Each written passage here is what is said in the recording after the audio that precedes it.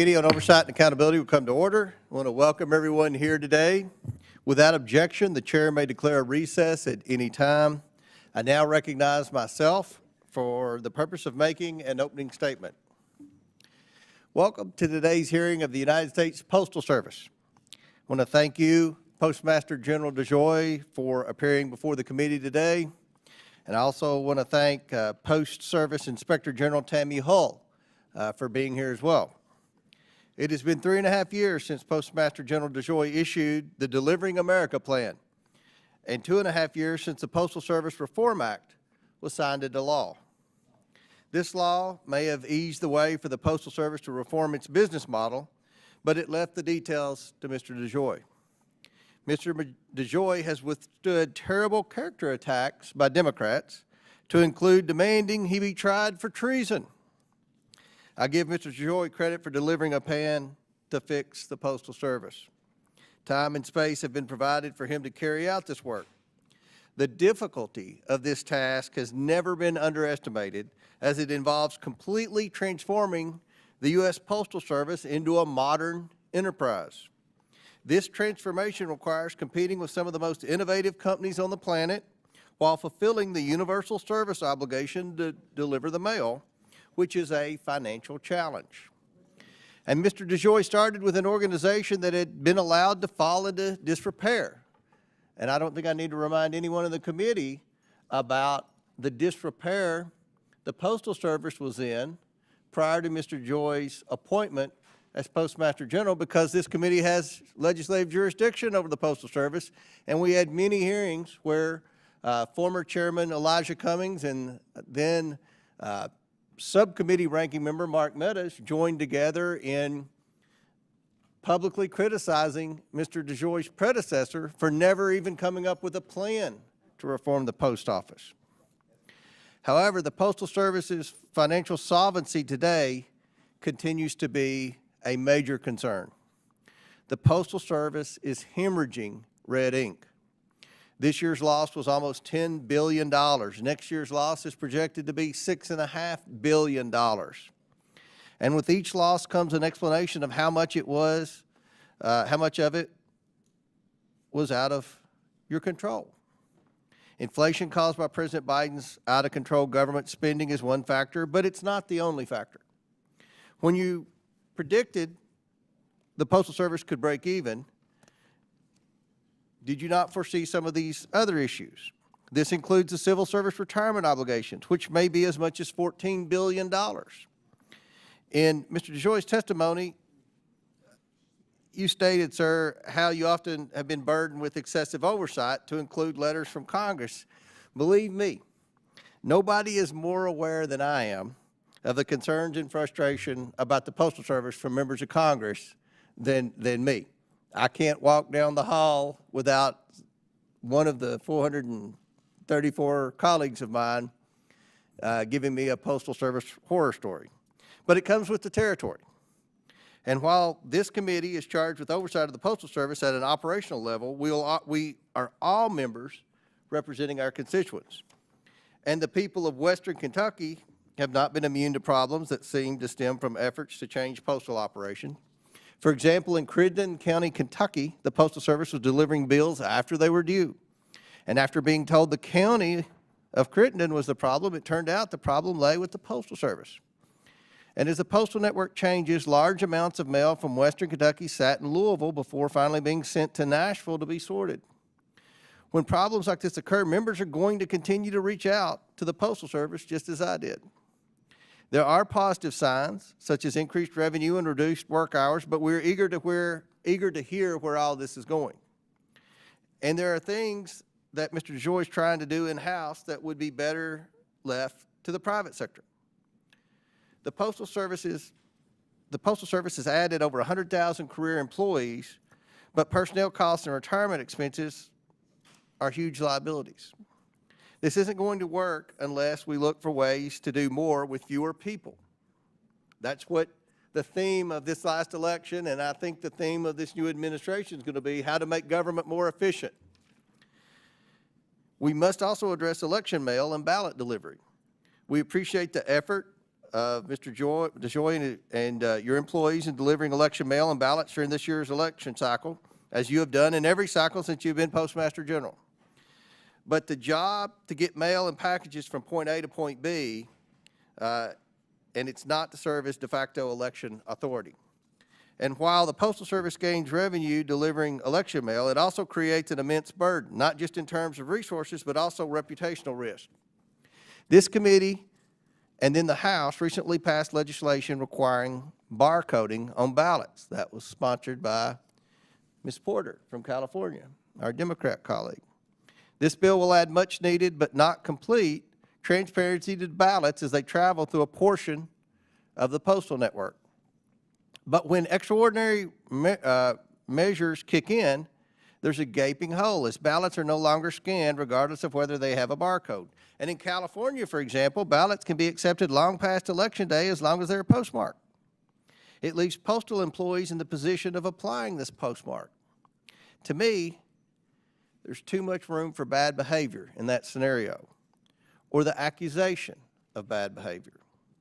This issue must be closely examined moving forward, particularly in considering the patchwork quilt of election laws across the thousands of election authorities. Some of these election laws impose absurd expectations on the Postal Service. For example, allowing voters to request a ballot that comes from a printer across the country the day before the election. That's just not feasible. In closing, we know the Postal Service has a job to do, but so do we in Congress. We need you, Mr. DeJoy, to answer our questions and give us reason to believe things will turn around at the Postal Service, which is something that I think this committee hopes for in a bipartisan manner. With that, I now yield to the ranking member for his opening statement. Thank you, Mr. Chairman, and thank you, Mr. DeJoy and Ms. Hull, for joining us here today to discuss the state of the U.S. Postal Service. When the Continental Congress established it, it was more than just a horseback-driven system for sending personal letters. The Post Office created the communications network that made the committees of correspondence possible, that integrated the strategies of military commanders with public servants, and that established the National Postal Roads Transportation Network. The Post Office also promoted the free press by ensuring the very low-cost distribution of news to the public at special rates. A luminary no less striking than Benjamin Franklin, the inventor of the electric lightning rod, the lending library, the volunteer fire department, and the bifocals, became the first Postmaster General to improve delivery routes and to speed up service to connect the new nation. 249 years later, the Postal Service is still an essential institution for Americans. Its mission is set forth in the Constitution. It's laid out in specifics in federal code, which charges the Postal Service with providing prompt, reliable, and efficient services to patrons in all areas and shall render postal service to all communities. During COVID, the Postal Service was ranked America's most essential institution. People rely on the Postal Service to transact critical business, including bank statements and legal notices, life-saving prescription medicines, and notifications of data breaches. The Postal Service can reach every address in America, 167 million residences, businesses, and P.O. boxes. Its value is essential to the economy and the society, especially to people who live in the most hard-to-reach rural places. Efficiency, reliability, and stability are critical to meeting the needs of the public and required for ensuring the long-term survival and adaptability of the Post Office. The Postal Service has been operating in an unsustainable manner for a long time. When President Trump named Postmaster DeJoy in 2020, the Postal Service was then in need of reform. In response, Postmaster DeJoy launched the 10-year Delivering for America plan. He has stated repeatedly that the Postal Service, quote, must operate in many ways like a private business. Of course, some private businesses succeed and others go bankrupt. Congress passed the bipartisan Postal Service Reform Act in 2022. This helped the Postal Service avoid imminent financial collapse and gave Postmaster DeJoy runway to implement his plan for success. The law helped the Postal Service progress towards graduating from the GAO's high-risk list, which ranks government operations most vulnerable to waste, fraud, and abuse, and getting off that list is indeed hard to accomplish. Despite all these bipartisan efforts, it seems that Postmaster DeJoy has failed to use all of this new discretion and resources effectively. His changes to the delivery network have resulted in a disastrous decline in on-time delivery in many regions of the country. And we members of Congress hear about it all the time from our constituents, the lost paychecks, the bills that go unpaid because they're never delivered, the business chaos, the personal disruptions. Bipartisan concerns now about DeJoy's plan changes prompted a delay in the activation of mail processing and delivery hubs through the end of the election and holiday season. The Postmaster General anticipated that these delays would be temporary and all in service of getting the Postal Service to break even financially. 3 years into his plan, however, the financial condition of the Postal Service is astoundingly bad and much worse than all of his initial projections.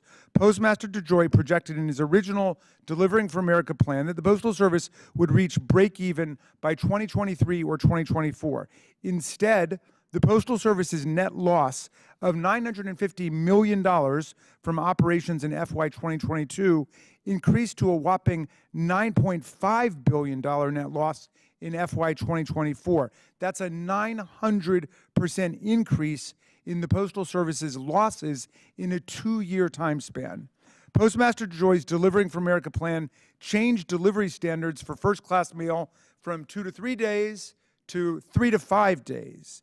Mr. DeJoy claimed that the new standards would make it possible for the Postal Service to reach its 95% on-time mail delivery goals nationwide.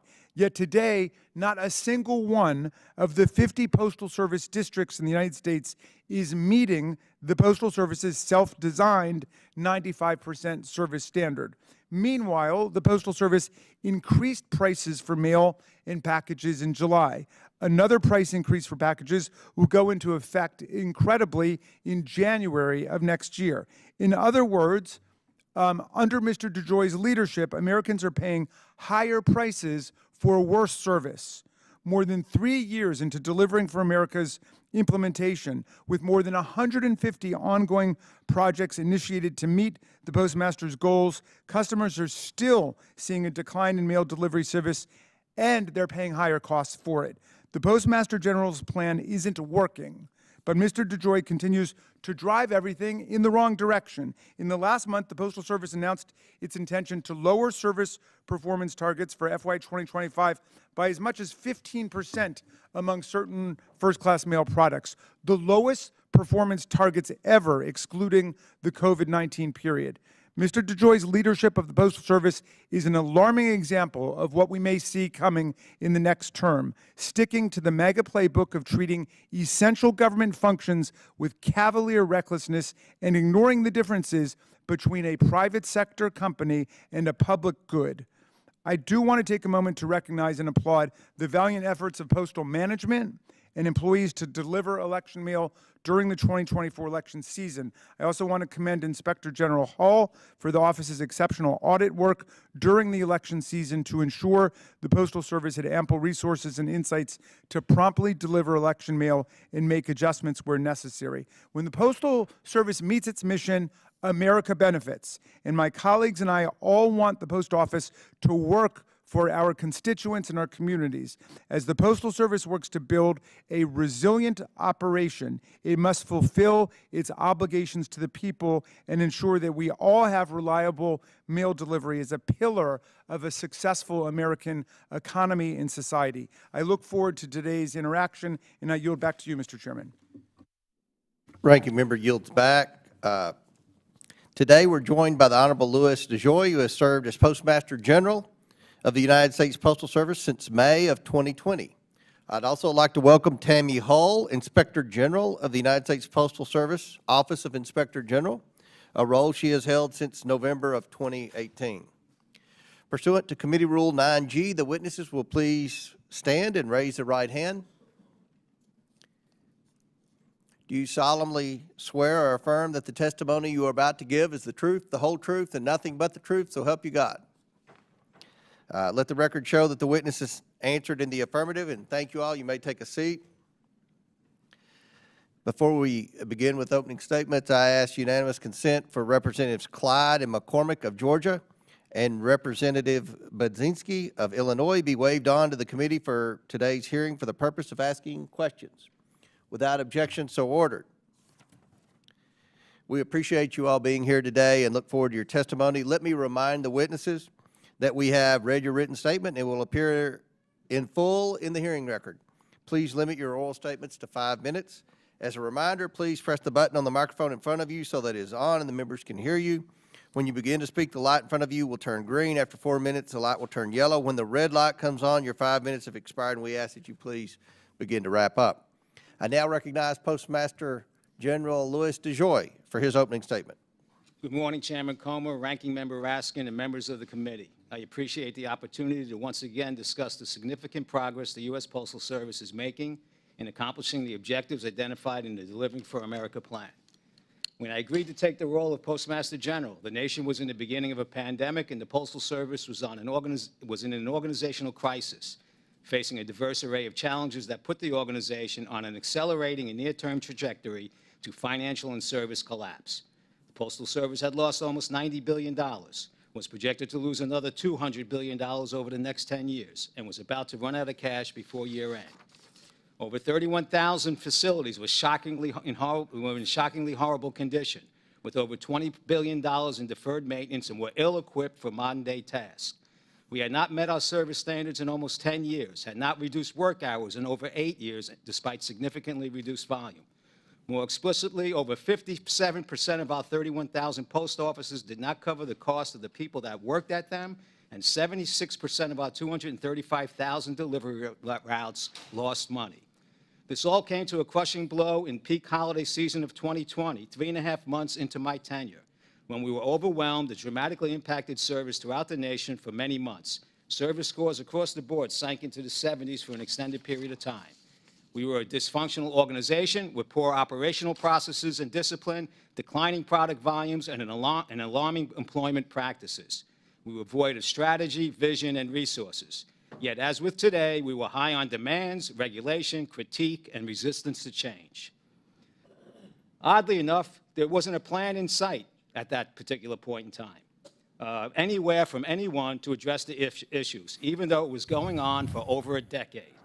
Within 4 months of my tenure, we produced the Delivering for America plan, a plan that called for the men and women of the United States Postal Service to raise the organization up from near death and pursue operational, financial, and service excellence. And we have been executing on that plan since, through extraordinary times. The 10-year DFA plan had 5 simple aspirational and directional objectives we planned to accomplish. The plan was developed in consideration of the laws and regulations that governed the Postal Service at the time, not the ones we think that should have governed it. The plan also considered the failing condition and trajectory of the organization, as well as its revenue losses and opportunities at the time of the release of the plan in March of 2021.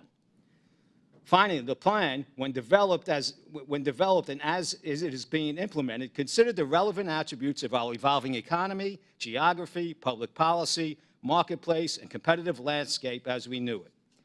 The plan's 5 objectives were focused on the following. Objective number 1, improve our operational precision and organizational effectiveness. We have.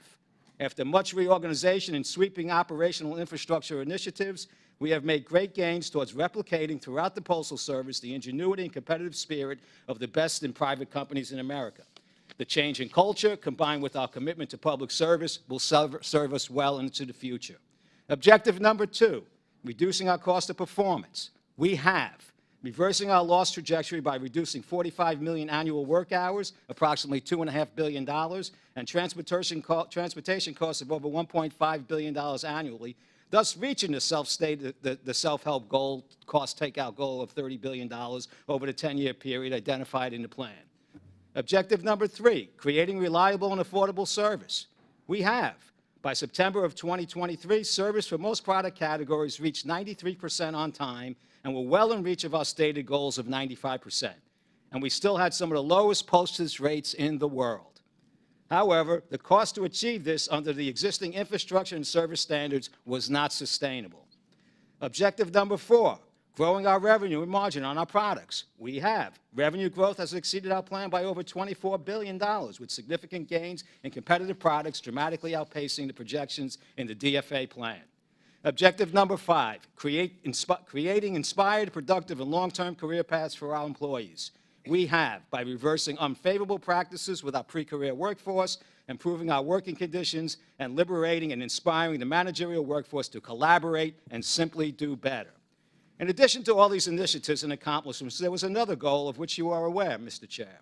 Under your leadership and with former Chair Carolyn Maloney, as well as with Chairman Peters and former Ranking Member Portman in the Senate, we worked very collaboratively on the passage of the Postal Service Reform Act, which, among other things, removed the unfair burden of prepayments required and enabled the integration of our retiree health care benefits with the Medicare system.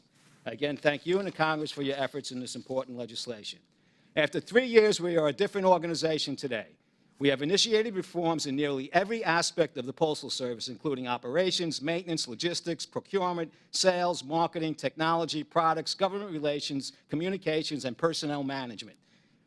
We have repurposed or repurposed approximately 200 facilities, deployed $2.5 billion towards deferred maintenance, hired or repositioned almost 1 million people, relocated or installed over 1,000 conveyor systems, transitioned one of the world's largest air cargo networks, packaged and delivered over 1 billion COVID test kits, and introduced a new multi-billion-dollar product.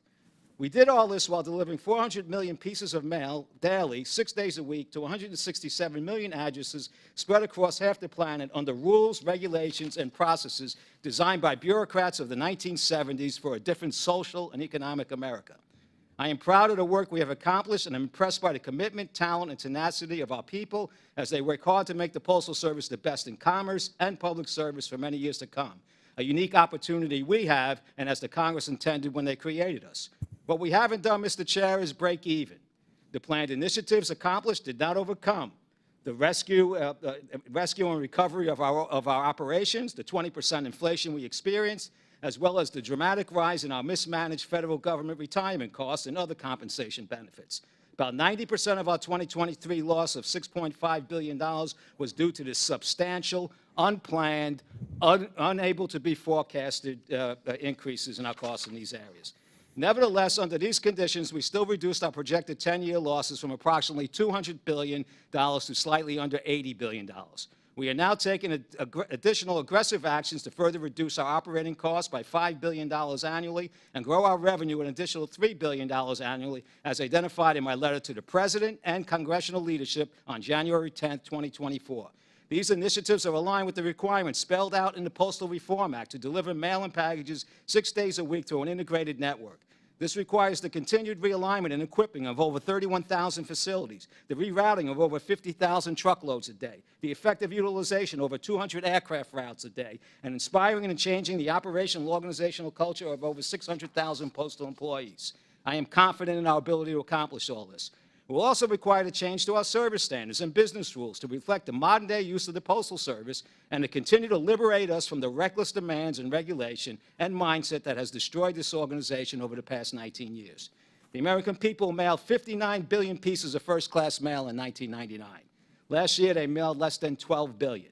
It is time for us to solve for the obvious, and that is what we propose to do with our recent filing for an advisory opinion with the Postal Service Regulatory Commission. Since September of 2023, when our service was in the 90s, the rapid changes we have had to make have not come without consequence in some areas of the nation, and we apologize to those impacted. This is the consequence of decades of neglect and inaction. The lift we have is high, and the time we have is little. So we will carry on with caution, but we will carry on. Having said that, throughout the coming year, we continue to deliver more than 50% of the mail and packages we handle each day in advance of the current service standard. We estimate we will deliver 85% on the day of the service standard, and 95% will be delivered within 1 day of the service requirement. On average, the American public will receive their mail and packages within 2.7 days.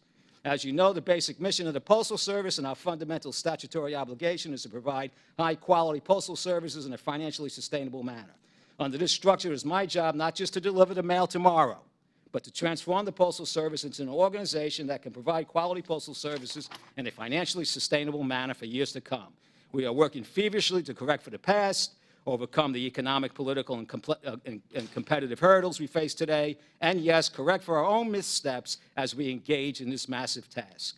I ask you to keep in mind that there is no way to fix service and our finances under the current regulatory business model without dramatic changes to our operations and approach. And then I would like to remind the committee that I was not appointed by President Trump. I was appointed by a bipartisan Board of Governors. Thank you. Thank you. Chair now recognizes Inspector General Hall. Thank you. Good morning, Chairman Comer, Ranking Member Raskin, and members of the committee. Thank you for inviting me to discuss our work. I'm proud of the work my office completed this year to promote accountability, integrity, and transparency in the United States Postal Service.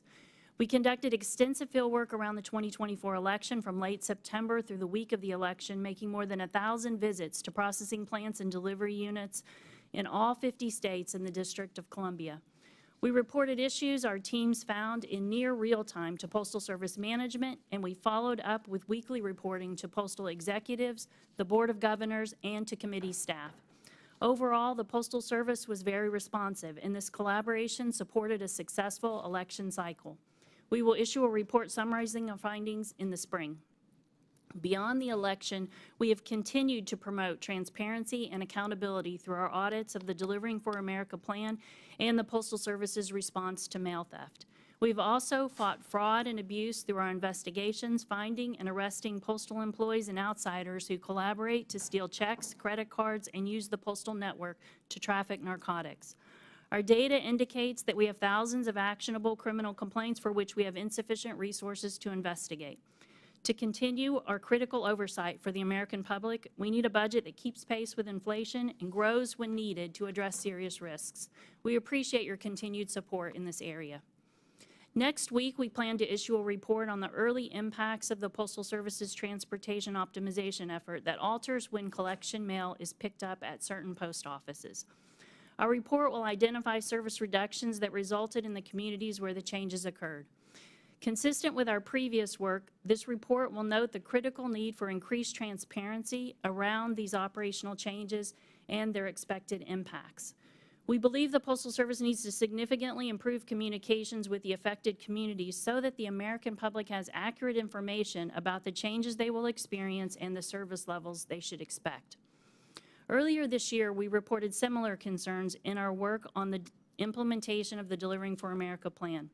It is important that the Postal Service keep communities and employees informed as changes are made. This is especially important when these impacts occur in underserved rural parts of America that have limited options and rely most heavily on the Postal Service. Cost-cutting to achieve break-even performance can result in disparate impacts to these communities. Accurate, timely, and transparent information about how plan changes will impact these communities is critical to preserve trust in America's Postal Service. While these initiatives roll out, financial challenges for the Postal Service continue. Our work has identified the need for the Postal Service to provide updated financial information as it implements its plans. The Delivering for America 2.0 update did not include projections on whether or when the changes will lead to break-even results. These financial projections are essential for key decision makers to better understand the trade-offs the Postal Service is making, especially as it advocates for legislative changes to its pension and workers' compensation programs. Our recent work discusses how these programs are costly obligations, and it would be helpful for all stakeholders to better understand what it will take for the Postal Service to be financially solvent. While the Postal Service has not provided updated long-term financial projections, it has provided some cost savings estimates associated with specific parts of its plan. Our future work will provide oversight assessing whether it fully realizes these projected savings. We at the OIG are committed to our efforts to provide transparency and promote accountability for service performance and financial solvency. America needs a strong Postal Service, and the Postal Service owes clarity to the communities it serves about its plans and their projected impacts. I appreciate the time to discuss these issues and your support. I'm happy to answer any questions you may have. We'll begin our questions. Chair now recognizes Dr. Fox from North Carolina. Thank you, Mr. Chairman. and I want to thank both of our witnesses for being here. I think my colleagues on both sides have done a good job of expressing our concerns about the status of reforms and performance of the post office. Mr. DeJoy, as you know, my district and many areas across the southeastern United States were hit hard by Hurricane Helene at the end of September. The storm brought catastrophic flooding and widespread damage that did not spare postal facilities in its path. Can you tell me how many post offices in North Carolina remain closed and how many have been reopened? And if you don't have the answer readily, it's okay if you give it to me later. And how long do you expect the closed post offices to remain closed? Thank you, Congresswoman Fox. I believe we have about 10 post offices now that still are without service. We have mobile, mobile units that we have put in place. I will tell you that when the hurricane hit, we lost about 30 post offices, and we're down not able to get to about 3 million delivery points, and subsequently progressed down to about 20,000 right now that are closed. You put on your mic. If I may, we've had a couple of people, and myself included, having a little trouble hearing you all. If you could pull the mics closer and speak into the microphone, that would help. Thank you, and I'm sorry to interrupt you, Dr. Fox. That's okay. I want to go on to another local issue. The Fleetwood, North Carolina Post Office, very small facility and fast-growing community, is too small for the mail volume it receives, and we understand many of the Fleetwood routes are run out of the Boone Post Office nearly 18 miles away, which is delaying the delivery of mail and costs mail carriers time and the UPS money. My staff was told the Fleetwood Post Office could not be moved to a larger facility, although one is available, unless a disaster struck the post office. Well, it was destroyed by flooding. Can we now expect the Fleetwood Post Office to be moved or rebuilt as a larger facility so that the long and wasteful transfer of mail to and from the Boone Post Office can be eliminated? It's been a constant source of frustration for many of my constituents, and I'm going to follow up on this, Mr. DeJoy, because I have other questions to ask you. You stated a few years ago your goal was for the Postal Service to break even by 2023. However, as we've heard today, the USPS continues to lose money each year and is on track to close this year with a $9.5 billion loss. Is the Delivering for America plan still up to the task of helping the Postal Service finally break even?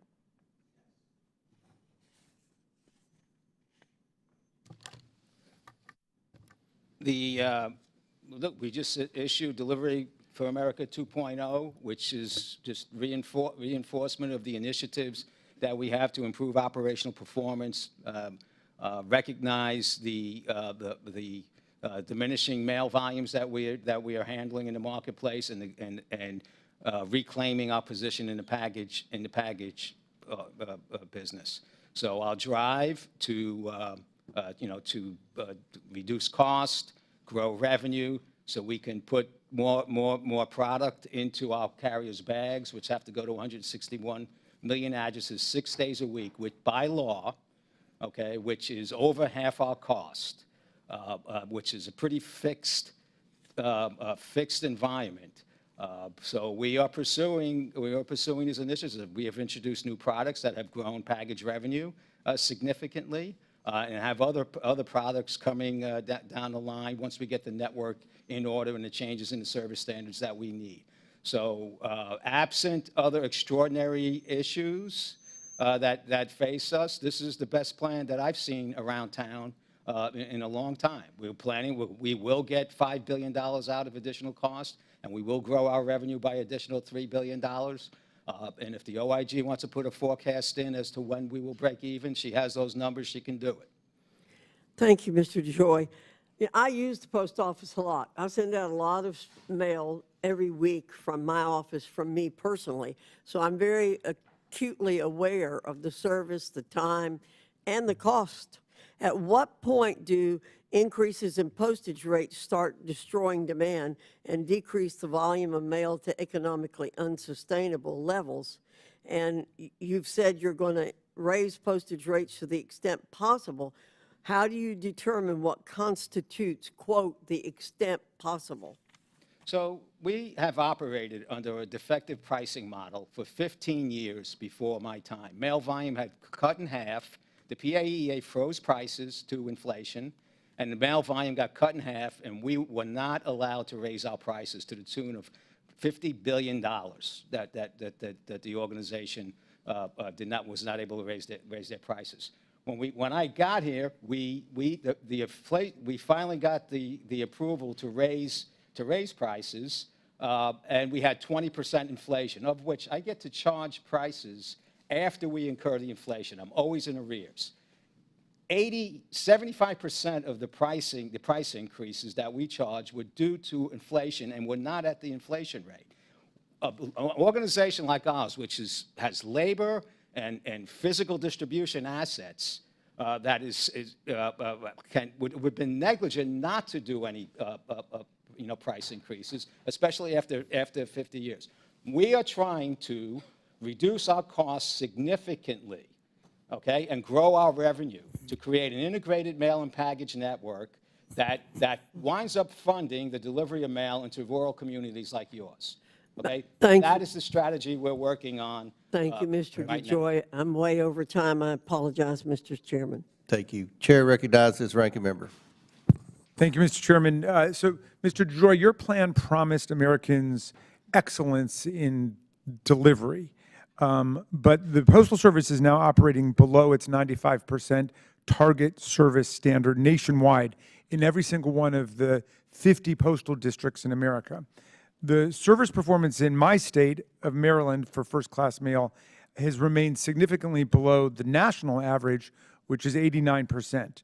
Maryland has not met the 95% service standard for at least 2 years. Given that you've not been able to meet the current target service standards, your new proposal to the Board of Governors is not to work to improve service, to bring it up to par, as I understand it, but instead to lower the service standards further, especially in rural areas. Do I have that right? Is this your approach to dealing with this problem? I disagree with the premise, and it's not the approach. The approach, 85%, 90% of mail and packages originate within 50 miles of the sites that we are talking about for collecting and distributing originating mail. Okay, all of that service into rural communities will be advanced. Okay, we're talking about single-piece first-class mail collected from these rural areas outside of 50 miles, which is not only rural areas. There's also about half the volume is urban areas outside of 50 miles of these plants, and half the volume is in rural areas. May get a day less within the 5-day window. Everything else will get accelerated. They'll still get their medications, which come in packages. They'll still get their other types of mail that come from shippers of products and so forth. Okay, but just to be clear, it's as if somebody's getting a poor grade, and rather than trying to figure out how to improve their performance, it's changing the grading standard. Yeah. Is that right? I disagree with the premise. I get myself a good grade. Okay. Well, I'm just going by the numbers that exist. I mean, isn't it the case that in all 50 postal districts, you have not lived up to the 95%? First of all, 95% never had a target date, right? We never had it's a 10-year plan, sir. It was 25 years of destruction. It's a 10-year plan. Okay, right now, as I said, 50% of first-class mail, of market-dominant mail gets delivered a day in advance, 85% on time, 95% within 3 days, which is better than the service was when I got here, and we are making dramatic change. We've moved 1 million people around the nation. We've opened up 200 different facilities, right? All right, I appreciate all of that. Ms. Hall, let me come to you. Help me figure this out. Is the Delivering for America plan actually improving timeliness and reliability of service delivery for Americans? We haven't seen that so far. This past year, there have been significant network changes, and our work in particularly in Atlanta and Richmond saw some significant service degradations when those network changes were implemented, and also in the introduction of some of the transportation optimization, local transportation optimization in Richmond, and what we're seeing now in some of the other areas, service has declined in those locations. Okay, Mr. DeJoy, you said the Postal Service would break even by 2023, last year, or 2024. We're in December now. Under your leadership, the Postal Service has increased the deficit by 900%. Do you still realistically expect the Postal Service to break even this year, or next year, or when will it break even? I expect to drive $5 billion of cost out over the next 24 months and grow revenue $3 to $4 billion over the next 24 months. I intend to try and negotiate with someone on our retirement plan benefits and how they get calculated and how they get invested. We just filed for with OPM to look at how we've had like a 700% increase in terms of people that will be on the plan that is inaccurate. We have investment issues. We have workman's comp issues. But these are things that most of them will take actions from this Congress. I can't do this myself. But what I can do, we are doing. We're going to drive out costs. We're going to grow revenue. And this is why we did not put a forecast in for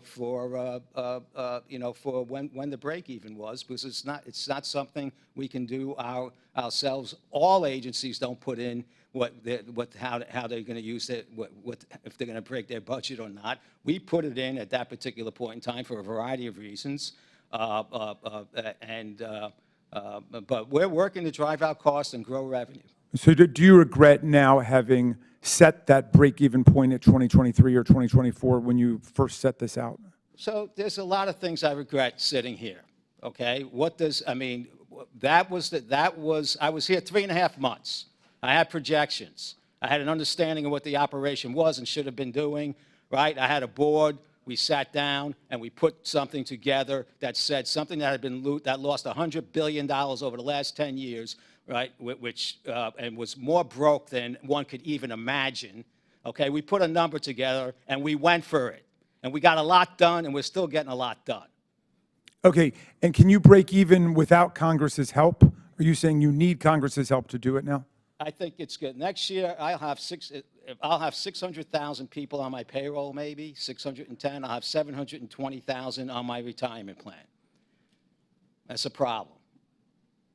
Okay, so just to be clear, you're saying you need Congress's help in order to break even? I could continue to unwind service, right? I'm telling you what I can get in terms of cost. If, in fact, we get all those costs and we have reasonable inflation and we have reasonable calculations of our workman's comp costs and we have reasonable calculations of our retirement benefits, we have a chance. I have a date and time and projection. But if I say that becomes the whole discussion. What we didn't get accomplished, not what we got accomplished. So I'm a little wiser being here in Washington for 4 years now. Okay.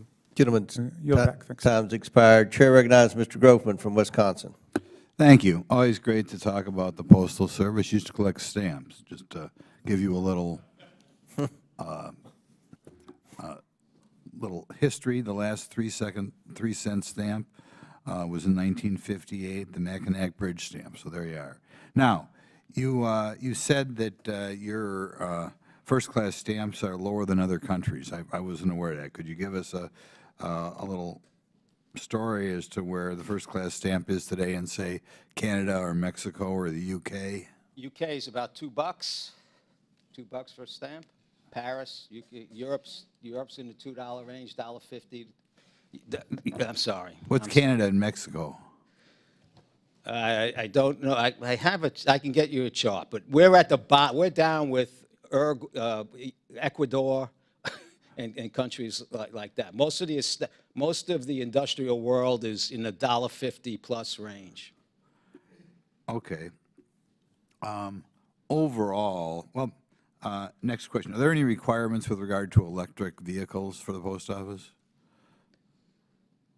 There's we have a plan to deploy electric vehicles. We have a commitment to buy, we have a plan to buy 106,000 vehicles over the next 5 years, of which 66,000 will be electric. This year, we took in 28,000 vehicles, of which 22,000 vehicles were gas vehicles. Next year, it'll be about 50-50, and then the following year on the acquisitions we have will be. Do you have any statistics as far as the cost of gas versus electric? Well, Congressman, I was in the crossfire of a whole bunch of issues and did not agree to put electric vehicles into our fleet until we had the appropriate cost benefits to the organization. The IRA program, which was approved by this Congress, gave us $1.9 billion for infrastructure cost and gave us $1.2 billion for new vehicle costs, of which we have put together a plan that does in fact work for the Postal Service with that particular, with those particular, cost structures. We are buying, special purpose long-term vehicles that'll last us 20, 25 years at a relatively good cost with the IRA offset, and all my infrastructure will be paid for this set of vehicles coming out. We were studying the charges now as it moves forward. We have our routes are set up for this type of service. Some of these vehicles we don't have to charge for 3 days, and the cost. I believe when I look back at the cost improvements that we get, it's only when we get out to the cost of all the 10, let's say a battery lasts 10 years. There is cost benefit to us on maintenance and fuel and so forth for the 10 years. It's when you go to buy that new battery using today's battery cost that it puts us over could put us over the return aspect. Given your druthers, would you rather have gasoline-powered vehicles if your sole goal was to save money? So my need was to have vehicles like now, Yeah, like 5 years ago. Yeah, just straight up and down. If we wanted to save money in the next 10 years, would you feel better if we said it would be all gas? I feel good where we are. I feel good where we are. Well, that can't be right. It's half of each. Which is less expensive? They can't be identical. Maybe they are identical. I don't know. Look, this is a time constraint. Once installed, the places that we're installing, we couldn't put electric vehicles everywhere, and we couldn't put electric vehicles in overnight, okay? But once installed, and if you you offset the capital costs, which we have, it's a pretty decent thing. It's a nice vehicle. We have better monitoring on it, and it's lower in maintenance. I'll give you another question because I'm almost running out. We were talking this morning. Do you have any people in the post office which you'd refer to as DEI professionals, or people who are focused on that sort of thing, either with regard to people you hire or with regard to government contracting? Congressman, this is a hard-working, focused, boots-on-the-ground organization. We have our normal, in terms of a plan, we have our diversity goals, but that is just handled by our basic HR department, and we are a diverse group of diverse organization, mostly focused on deliver mail and packages. Does that affect who you hire or who you promote? I mean, we pay it. We pay it to. You can look at my organization, and look at and see what the make your own judgment on it. But I hire and relocate people based on intensive evaluation of their performance, and I believe most of the organization does that. Thank you. Gentlemen, time's expired. Chair recognizes Ms. Norton from Washington, D.C. Thank you, Mr. Chairman. Mr. DeJoy, I have written to the Postal Service many times in recent years about issues in the District of Columbia, including mail being stolen, burned, or otherwise destroyed, lost, or not delivered. Recently, I asked that the Postal Service hold a community meeting with me and my constituents in Ward 5. The Postal Service waited for weeks before responding and eventually told my office it was in the so-called black period before the election and could not hold a community meeting with an elected official, even though my request was placed weeks before the blackout period started. I then requested that the Postal Service contact the relevant stakeholders to hold the meeting without me during the blackout period. This never happened. My office has contacted the Postal Service since the end of the blackout period and still has not received a substantive response about this meeting request. So Postmaster DeJoy, will you direct the Postal Service to work with my office and hold this meeting as soon as possible? I will immediately get into it, and most likely that will be the outcome. I need to understand what the circumstances is, but we need to do this is an organization that has a lot of complaints against it, and its people get somewhat averse to extensive communication, which is something that we're trying to change here. But we have begun going out with different congressional and state and local people and trying to amass a communication process that not only resolves problems, but also teaches the people that we're engaging with the problems and reasons as to why why we're doing things, and hopefully build some equity and understanding of the problems that we face. Despite the accusations, we do a tremendous amount of communication. Often, we're not clear enough in our communication, or people don't like the answers to what we communicate. But we will engage and embrace that, and I will personally look into your situation and get back to you in a couple of days. Well, Mr. DeJoy and Ms. Hull, as you know, mail theft has exploded in recent years. Between 2019 and 2022, there was an 87% increase in reports of mail theft from mailboxes and a 543% increase in letter carrier robberies. An audit issued this year by the Government Accountability Office stated that the number of U.S. Postal Inspected Service investigations into serious crimes nearly doubled between 2019 and 2023, an increase driven by robberies of letter carriers. I ask unanimous consent to enter into the GAO report titled U.S. Postal Service Inspection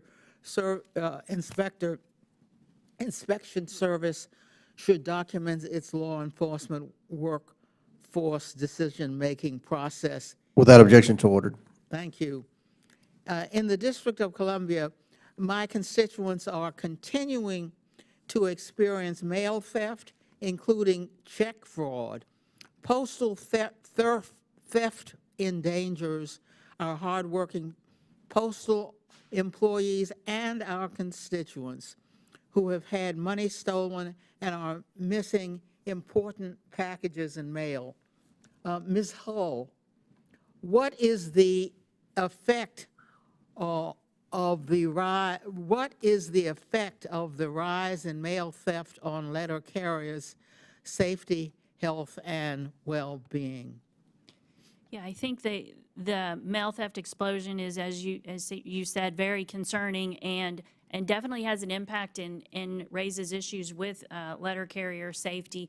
We also, similar to GAO, I think before the GAO report that you mentioned, we issued a report on the Postal Service's response to mail theft and are continuing to do local visits. We've done Queens, New York, we did Chicago, we've done San Francisco. Washington, D.C. may be a place where we go also to look at what the Postal Service is doing to address mail theft. I have introduced a bill to require the U.S. Postal Service to install security cameras at each postal facility to protect USPS employees, customers, and property. The Postal Service retains its own law enforcement body, the U.S. Postal Inspector Service, that is tasked with investigating and preventing postal crime. For more than 50 years, postal police officers have been responsible for protecting postal employees, customers, and property. The Postal Service employs approximately 450 uniformed officers around the country. These officers defend the Postal Service mission around the clock, 7 days a week.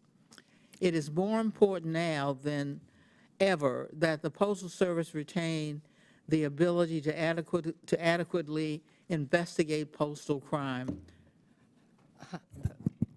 All right. Okay, However, go ahead.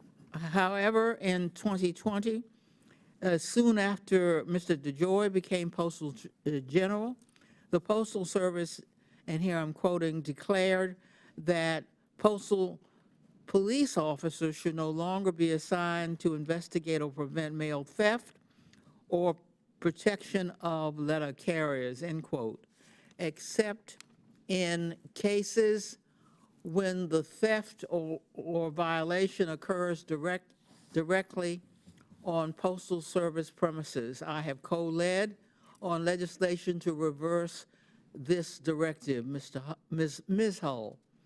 How does this? I'm sorry, I'm going to have to, it's 2.5 minutes over, but we can submit that question about the police officer to the Inspector General, if that's okay. Is that okay? Okay. All right, we will do that, Ms. Norton, if that's okay with you. All right, thank you. Chair recognizes Mr. Burchett from Tennessee. Thank you, Mr. Chairman. Mr. DeJoy, how many unions do you deal with within the Postal Service? Directly, 7 unions and management associations. 7, all right. And tell me, what is the Delivering for America program? What is it? Yes, sir. Delivering for America program is a set of strategies to try and reverse the trajectory that the Postal Service had when I arrived and bring it improve service and improve its profitability. Okay. On your website, it says it's organization and financial and operational crisis to one that is a high-performing group. Do you believe that the plan, which was introduced 4 years ago, has made the Postal Service high-performing? I think, sir, you after 20 years of crises, it takes a little bit of time to stabilize the organization, but I believe that this organization now is heading in that direction. I know I have experience in running and in competing with excellent organizations. Well, during fiscal year 24, you lost $9.5 billion. That's right. I have lots of rules.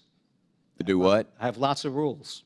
Okay, but that's $9.5 billion, though, that was lost. I think that was dramatically higher than the loss in fiscal year 23, which was just. I say just, but I'm from Tennessee. That just is not justified, because that's a heck of a lot of money to our folks.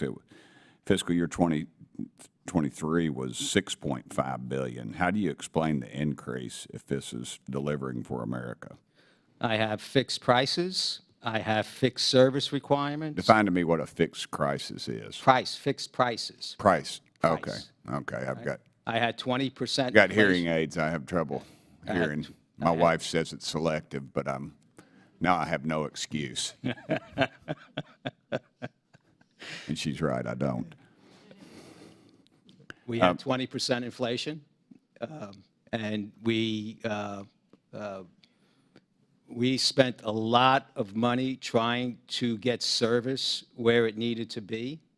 And that is something that we have,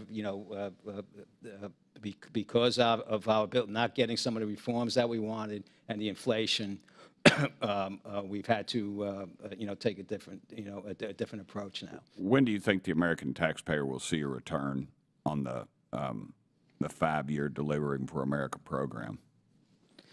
Well, And do you think we'll ever break even? Let's just be honest. Listen, I am working at this with a whole bunch of people pretty hard with that aspiration. But I came in $100 billion into a $300 billion losing Right. trajectory. Well, look, I love the post office. Before I got to Congress, I was very active in the eBay trade. If you left a truck parked in front of my house very long, parts were probably coming off and getting sold on eBay. But are the rules and regulations included in your program tailored to enable the post office to keep up with the private sector? No. We have a postal regulatory commission. We have some very, very specific, how I move my freight and my mail and packages can all be tied to the pickup time in a collection box 30 miles outside of Roanoke, Virginia. Okay, and there's all sorts of, different rules and longstanding practices and business processes that need to be changed, and we're in fact, changing them. Okay, And, let me cut into that. Yeah, in my district, the Maryville office, I felt like they needed a significant overhaul. They keep getting stuck with temporary postmasters, and after temporary postmasters, could you commit to my folks in East Tennessee that we could improve this situation? Because, and I get it, it's the dadgum federal government, and people get moved upstairs when they ought to be kicked out. And I think that's part of the problem. But if you would commit to that, it would. Where is it, sir? Maryville. It's pronounced Maryville if you're from there, but you would pronounce it Maryville, Maryville. It's in Blount County, backs right up the Smoky Mountains. I get made fun of in the Senate when I speak, so. Yeah, well, East Tennessee is the only place in America where people don't speak with an accent, sir. I appreciate it. And I would like to say for the record, Mr. Speaker, our brother Conley's back. The Lord does answer prayers, and I prayed for you as many people did, and I'm glad you're back with us, brother, all kidding aside. Thank you. Thank you.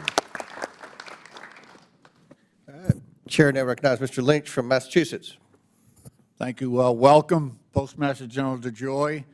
First of all, I want to thank you for coming up to Boston and looking at the potential of relocating the General Mail facility there. I got a sense of how hard you're working at some of these things, so I want to thank you for that. Inspector General Hull, thank you as well for attending. Just to go back to the vehicle situation at the post office. So, according to the Inspector General's office, the post office has about 230,000 vehicles. I think you're second only to the Department of Defense. Is that right? I don't know what the Department of Defense has, but we're 230,000 vehicles, yeah. Yeah, okay, fair enough. And the last time we looked at this issue, we had almost a quarter of those vehicles had exceeded their life expectancy of 24 years. Is that your guess on that? Life expectancy was 20, and they're all, when I get done with 100,000 vehicles in 4 years, I'll still have 100,000 vehicles outside their useful life. Right, it's pretty bad. I did have a chance to see a demonstration of the new electric vehicle. The carriers love it. The letter carriers love it. The package delivery folks, rave about it. It's got a side thing where it's a lot safer. They can deliver they can actually take the packages out from the sidewalk. So it's getting pretty good reviews from the people who use it. Not to mention, it actually has seat belts and it has air conditioning, which none of the vehicles, none of those 230,000 vehicles, believe it or not, had air conditioning, which I can only imagine how it is down south trying to deliver mail in those older vehicles. So really pleased with the progress that you've made there. I know that we were able to give the post office about $3 billion in the Inflation Reduction Act. What's that going to buy us in this current transaction in terms of, I know Oshkosh is producing some of these vehicles, is that right? So These are U.S. produced vehicles, right? U.S. produced vehicles. Yeah, okay. Yeah. We had $1.9 billion for infrastructure, which means buying charging stations, going out, implementing charging stations in our new sorting and delivery centers right now, and deploying vehicles there. We got $1.2 billion to use, to use as an offset to the increase in the electric vehicle price versus a standard vehicle that we would have bought. If an electric vehicle costs approximately $75,000, and a base vehicle would have cost $55,000, we applied a $20,000 to that. And that kept us I didn't wait, there was a lot of discussion on that to keep us. We had to get the vehicles to go in where we had already existing amperage, which is where we went to our sorting and delivery centers. We needed a pretty deliberate, plan in terms of implementation and so forth. So that's working good. And we also bought 10,000 Ford E-Transits, which we're trying to get deployed. They're left-hand drive. So, and all of this is over the next, 5-6 years. So there's imbalances in terms of what we're doing, but we're getting them deployed. Okay. The other thing I wanted to ask you about was informed delivery. So you get an app on the post office officer. This is a rollout, so it's not going completely smoothly, but you've got an app here where you can actually look at your mail before it arrives when it comes onto the general mail facility. And it's not completely available to everybody right now, and I'm a little concerned about that. Some addresses are not eligible, but when you think about it, you've got close to 170 million addresses and delivery points. Why can we not turn this into a revenue stream for the post office? If everybody's going to be looking, potentially, you roll this out, everybody's looking at what's coming in their mail.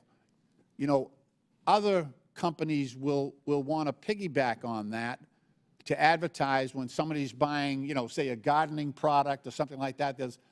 If other producers are trying to, sell their products into that same market, this is what Amazon is doing, basically. 100%. When I came here, we had about 30 million people on the service. I pushed and worked with the team, and we're up to almost 60 million. Now, you need other things to make it work. We need a good delivery system. We need a good information system. We're redoing our whole tracking and tracing and form system. We used it during the COVID test kit distribution to go into areas and give messaging about ordering. And we had a click-through percentage on that if somebody signs up for informed delivery, we send an email. They open that email. It was a very, very high rate. And that's how, right? And the click-through rate was, probably like 5%, which is big in terms of marketing. And this is the whole plan. We need to use that, and we're building that out to inspire a delivery. And I think we get this program set up right and make the fixes that we need to make in how we move mail and packages together in an integrated manner from 5 networks we had when I got here down to 1. Okay, things will be delivered and collected from residences that we're not even imagining right now. People will use this, and that system will be part of it. Yeah, all these other members are talking about a revenue problem. We have a revenue problem here. Yeah. So I'm just saying this has huge potential if we could focus on it. Thank you. I yield back. Gentleman yields back. Before I recognize Mr. Sessions, I recognize Ranking Member for a unanimous consent. Thank you, Mr. Chairman. Apropos Mr. Lynch's comments, I ask unanimous consent to enter in the record an article from Government Executive dated June 1, 2023, titled Federal Agencies Could Save $6 Billion by Electrifying Their Fleets. Report findings. Without objection, so ordered. Chair now recognizes Mr. Sessions from Texas for 5 minutes. Mr. Chairman, thank you very much. Postmaster General, welcome. How are you, sir? I heard your comments. They were well written. I think they were true. I don't think that you would say that things went smoothly, but you did acknowledge that they were on a plan. You did acknowledge a lot of things that I believe are frailties that are being worked on. As you know, I engaged the Postal Service down in Texas, outside of Houston, about major problems of delivery. That happened, and we got over it. Are there any more things like that that you foresee in the coming year as other people will be coming online with this new system? Or what do you think there? Just, and I thank you for those comments and for your patience while we went through Houston, which was the opening of South Houston, which was, sir, the plan, the projects and facilities that we are deploying are not revolutionary. Well, they were a learning process for you. I'm simply, this not being mean, I'm simply. No. Do you anticipate So, rolling that program out, or have you learned enough? We've already rolled out 11 sites with less consequence. We had the three. We had Georgia, Richmond, and this Houston one. We have 11 other sites that are going well. I'm processing 1.7 million packages in Indianapolis right Well, now. I don't know what else is in your basket that you intend to do during the year. All I'm simply saying is, do you have any? I think we have significant mitigations that in place right now to not first first of all, we have to absorb the capacity we deployed. The team is much more experienced in being deployed. The staffing is much more stabilized, and I think we will not be without error. But I don't plan to shut down cities. Good. My conversation with you that you've already begun is the process of emailing people about this delivery. I think that is exceptional. I think it will work.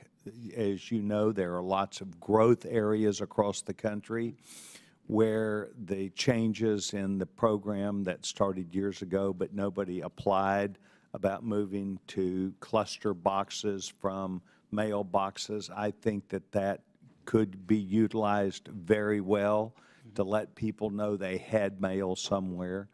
I'd like to turn this conversation now to a conversation that is relatively new, and that is of a term called DOGE.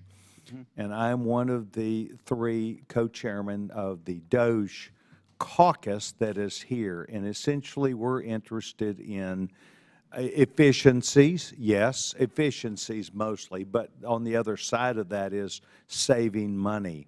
It would be my request to you that the post office find perhaps a better way to deal with those that would wish to deal with you on this concept of moving the post office during this period of time when there will be lots of conversation about this and other matters of government efficiency. I have found in the past, not to be critical, that the post office does not always place its highest priority off saving money. I know you're busy, but I have had several conversations where we have referred potential savings, and I'm not sure that we heard an answer back. So you're going to get ready to see these things come publicly, and I just think it would be good for you to establish with me, or because I'm generally your point of contact, a way that we can specifically look at efficiency, to hear your ideas and you hear ours, to save money on your side and also from us. Yeah, I'm happy to engage in any discussion with. Okay, well, Okay. just Peter knows, your staff knows that we've sent these things to you and they went down in your organization. I have yet to hear things back. I want to thank you for your time. I'll be quite blunt. If we had your reconfirmation up today, I would vote yes for you and your team. Thank you, sir. Thank you very much. Chair now recognizes Mr. Conley from Virginia. Thank you, Mr. Chairman, and welcome to our two witnesses. And let me begin by saying to the Postmaster General, I've been a critic, but I have to say I am persuaded in your tenure and in your testimony today that you are certainly committed to the Postal Service and in making it viable.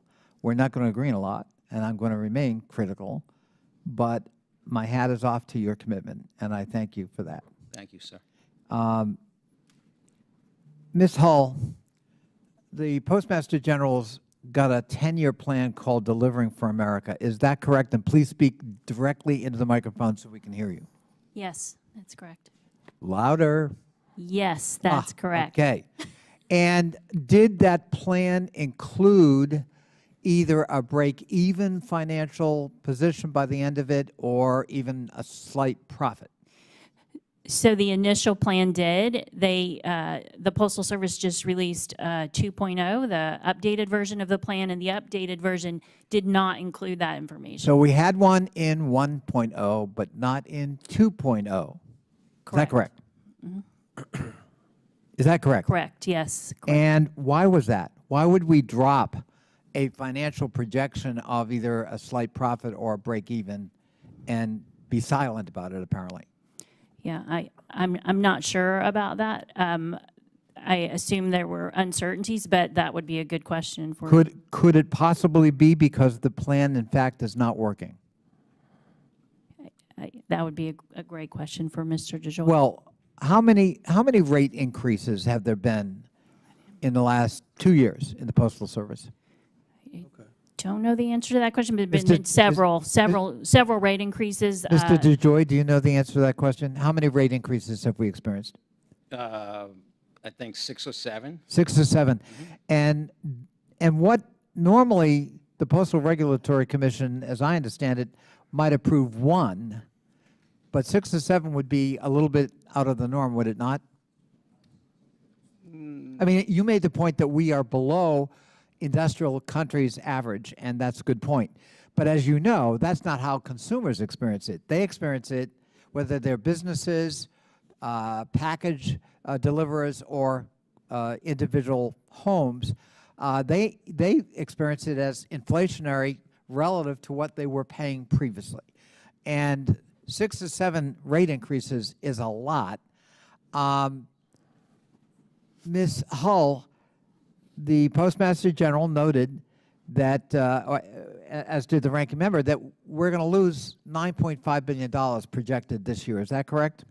Yes, yes. And it was $6.5 billion last year. Is that correct? Yes. That's a big increase. When you're losing $9.5 billion in the midst of a 10-year plan, isn't it a little difficult to say success? I think financially there have been some serious challenges, and that's why we are pushing for increased transparency into the finances of the Postal Service so that those targets and the trade-offs can be clearer. Well, what do you mean by transparency? For example, would one of the elements of transparency be tell us when you think we're going to break even or have a small profit? Yeah, just give some financial projections Right. overall, right, on the results of the plan. And that's kind of where I'm going. Yeah, I got it. Were those projections included in DFA 2.0? No, they were not. Why not? No,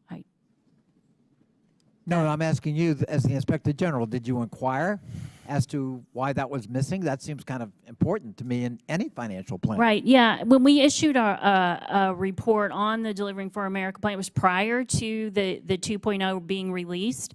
And so one of the recommendations that we made was that the financial projections that were in 1.0 were not really relevant anymore. So many things had changed, and so it's really important for the Postal Service to release updated financial projections. That recommendation, I think, is due to be closed the end of this year or early next, and so we did make a recommendation to that effect in that report. it seems to me that's got to be an important part of any plan if it's going to generate confidence both in the consuming public and here in Congress. I thank you both for being here today, and I yield back. Gentleman yields back. Chair recognizes Mr. Palmer from Alabama. I'm going to deviate a little bit from the questions that have been asked, Mr. DeJoy. I've got a constituent who reached out, and I'm sure other members of Congress have constituents that raise concerns about the post office. But his concern is about the poor conditions of one of the post offices in my district, the Meadowbrook Post Office. For 3.5 years, he's tried to call the postal inspectors to discuss this with them and has not heard back. Is it normal procedure that the postal inspectors don't return calls from Not that I'm aware of. We know sometimes don't give good information, or might have been referred to a facilities group, but inspectors usually respond. He's raised specific concerns about the disposal of waste and trash that's accumulating in the parking areas. I don't know the age of this individual, but I've gotten concerns raised for another post office by some of my constituents who are elderly, about access to their post office boxes. They have, in this one particular case, the boxes are outside. But in this particular post office case, he says there's just regular trash, old furniture is on the property. There's a hole in front and backflow from water. It's just indicative of a lack of maintenance of the facility that, this guy says that he's been calling for 3.5 years and hadn't heard back. I hope he wasn't on hold. So we have 31,000 facilities, all in disrepair. I've put $2.5 billion in over the last 3 years. If you give me this location, I will check on it, and I'll have my staff reach out yeah, to you. I'll make on sure that. Let me ask you another question. I've got some concerns, and for individuals, they can buy whatever vehicle they want to, but the post office under the Green New Deal is moving rapidly into EVs. What's the cost differential between a gas-powered vehicle and an electric vehicle? just to buy the vehicle. Yeah, to buy the vehicle. For the vehicles that we need in terms of the special purpose vehicle, I'd say, that we're getting built, it's about $20,000. Or coming on the off-the-shelf vehicles, maybe $10,000. For an electric vehicle? Yeah. I'll need to Yeah. check on that. I'm concerned about this because I'm looking at the minimum range is 25 miles. I'm not sure between charges that's Yeah. what I saw. No, ours is about 70, but our average use is about coming in around 25 miles. So we're looking at ways now to expand the ratio between the vehicles and the chargers because we're in close proximity. Our average route is short, 20 miles, 15 miles, 10 miles in some cases. It's my understanding, though, that this transition is going to be fairly expensive, and obviously we all have concerns about the fiscal condition of the post office. And So what I would say is the Congress gave us $3 billion, and we're using it wisely. And I think I wouldn't have done it unless we thought it was financially, viable and good for the service. We needed vehicles. This was the way we were able to move forward, and I think we worked a good strategy with regard to this. we'll see how it works out, but I have a feeling, Mr. Chairman, we'll be discussing this again. I yield back. Gentlemen, would you yield your last 40 seconds, if you don't mind? Mr. DeJoy, there have been reports about, the new administration clawing back unspent COVID funds and things like that.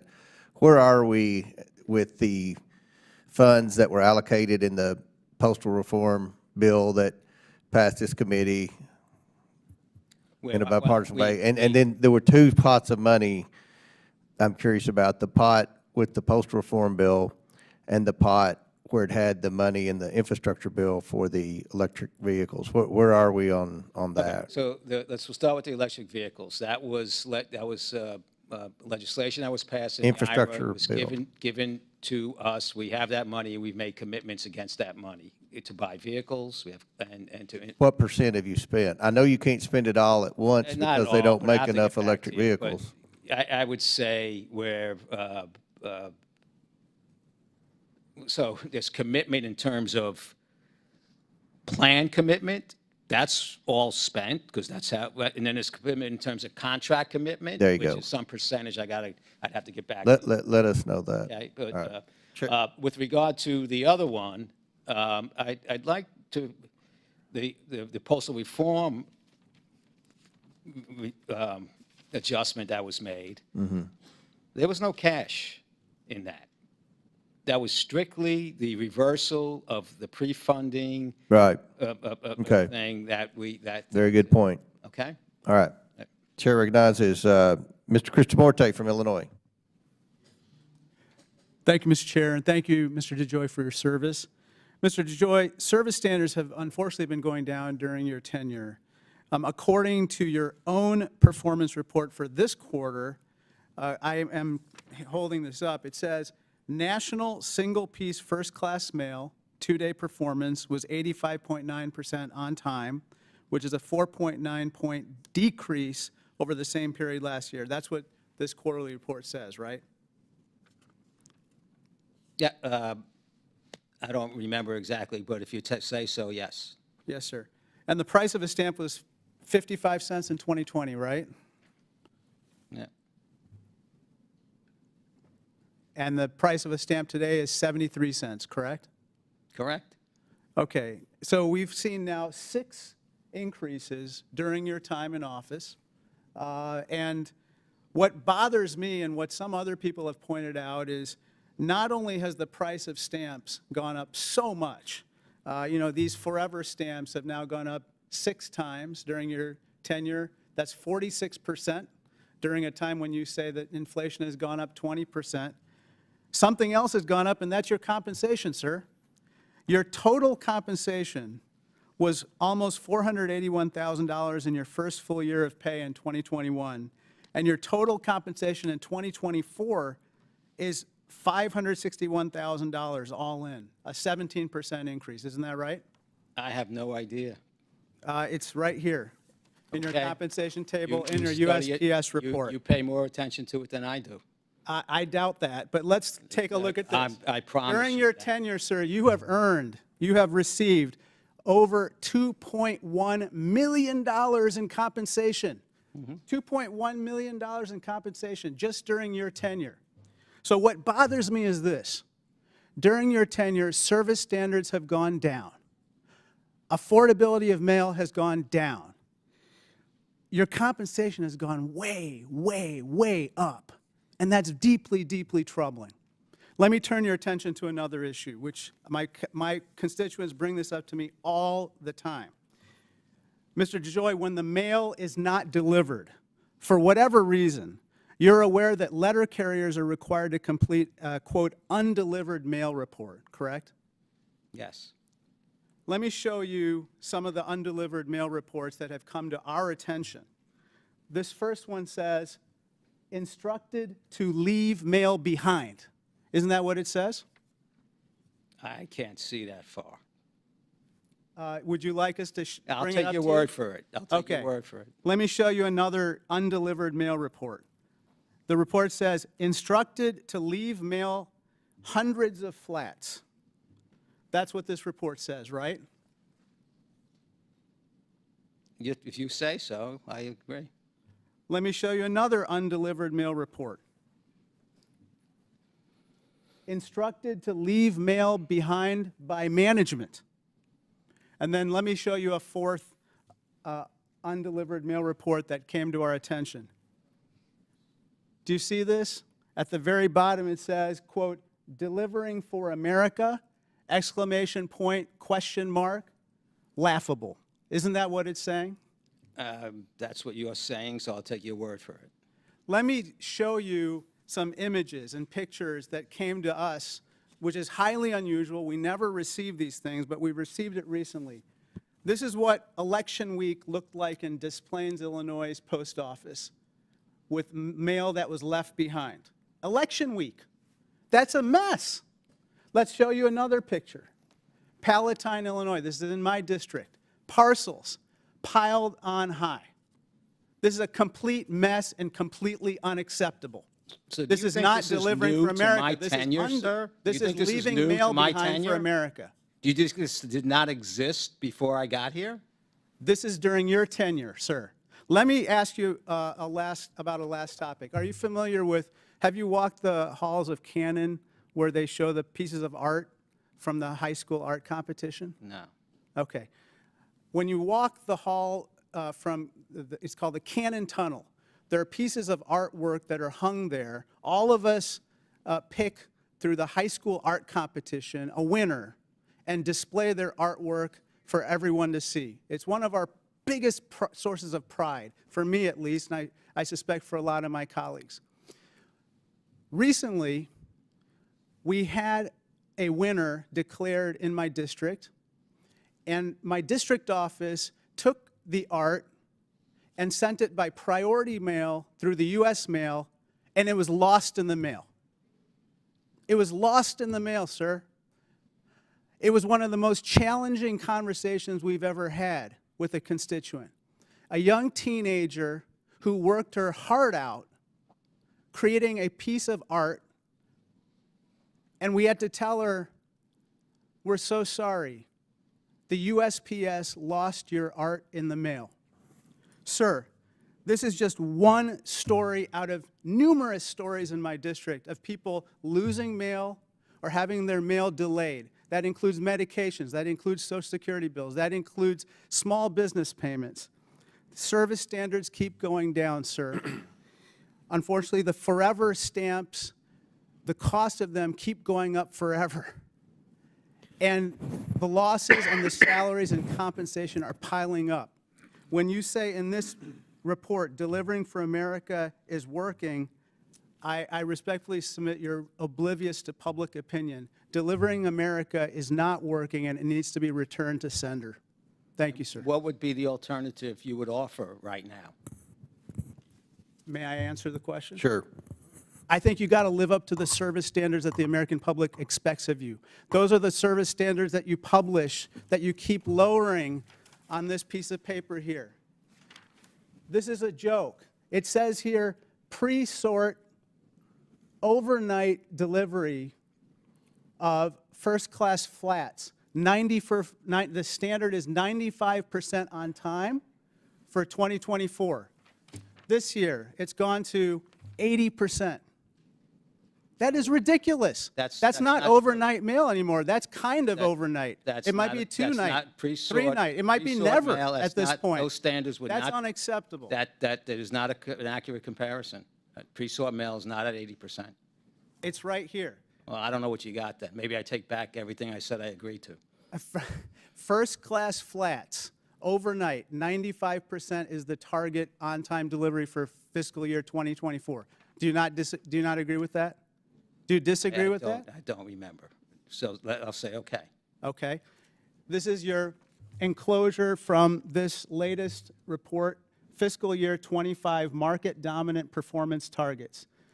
First-class mail. I'm gonna let you all iron this out like we did with Ms. Norton. We went gave you 2.5 more minutes. Hold on. Let me just finish my sentence. Finish the This sentence. says, first-class flats, overnight, target percentage, fiscal year 2025, 80%. All right, and you can submit additional questions at the conclusion. Chair recognizes Mr. Perry from Pennsylvania. Thank you, Mr. Chairman. Thank you, ma'am, sir. I'll give you an action item. I know that you got a lot of places, but I got a call from one of my bosses yesterday. He went to the Dairy Street in Harrisburg Post Office to buy a roll of stamps, 100 stamps. and he was told, we don't have any. Now, that's one of the money-making, I think, portions of your business. I think we can agree. Is that something that's endemic? Is that something that, is that associated with personnel issues, or is you're not able to produce them enough, or is that just a one-off? What do you know about? I mean, I got to answer my boss here. I have not heard that before. So You have or have not? I have not. Okay. So I'll look into it. Please check for me. I want to talk to you. I know there's been a lot made of this EV purchase, and according to, I think, the Postal Museum, your current cost for a traditional, what I'll call traditional vehicle, is $11,651, and the cost for the electric vehicle is $59,000. So that's a $47,000 increase, or at 66,000 vehicles, $125 million. Now, this is probably your opportunity to tell That was the us. cost in 1987 when What- we bought them. What's that? That was the cost in 1987 when we bought the LLVs. Okay, so that's what the museum says, right? So I'll take your word for it, right? And I'm sure since 1987 it's gone up.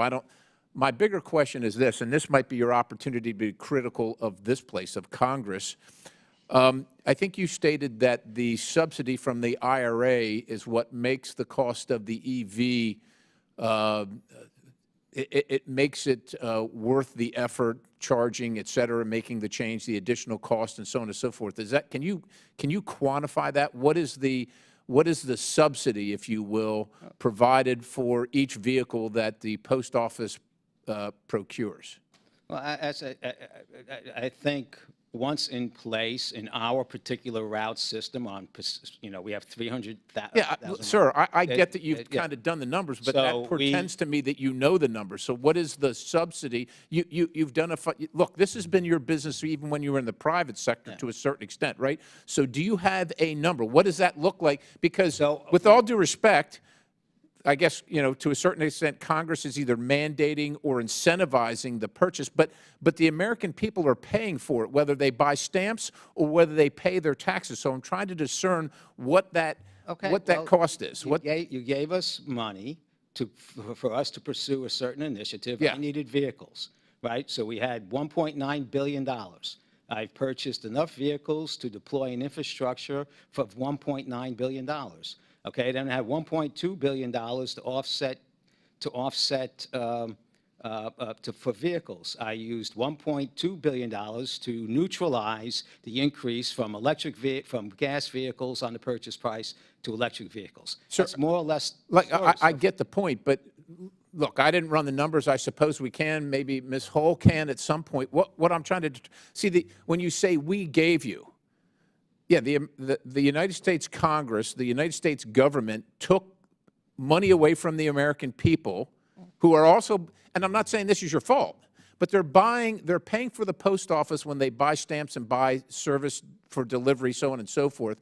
But now they're also paying for this transition, and I'm trying to get you to help me evaluate the worthiness, the additional cost. What is that?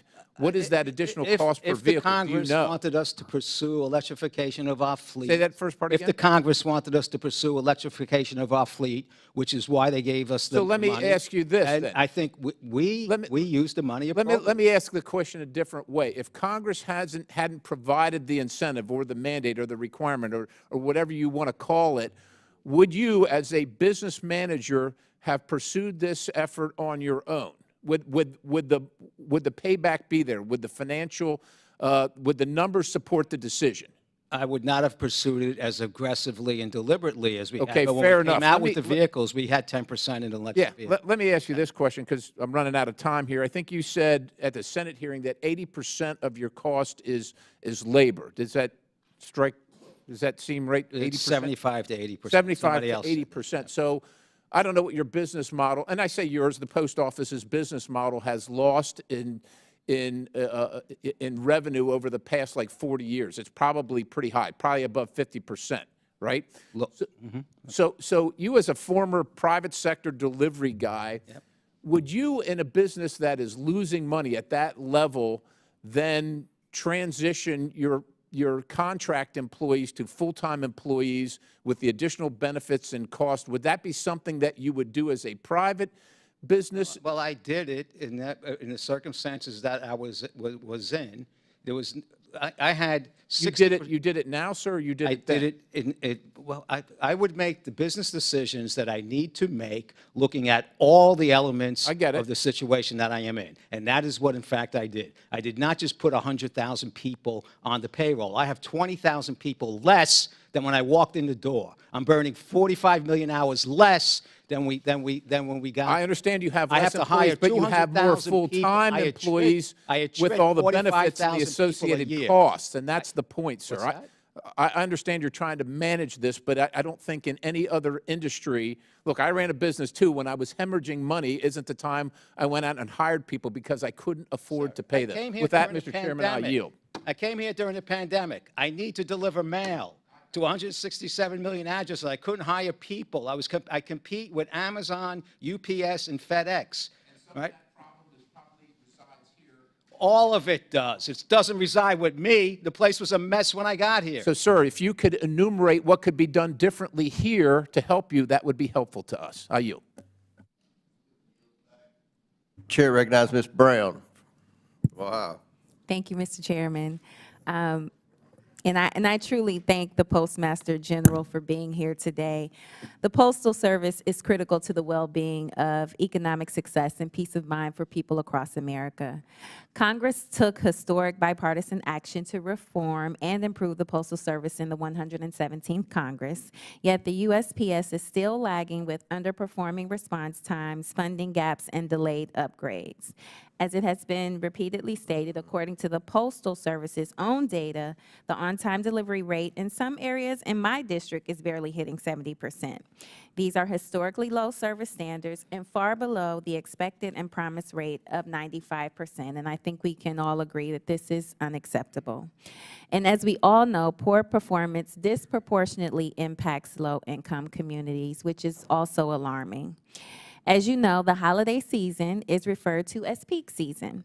The surge in mail, cards, and packages for people across the country make for an understandably busy time for the USPS, but also a predictable one. So last month, the Office of Inspector General issued an audit report identifying potential risk and evaluating the Postal Service preparedness for this year's peak season.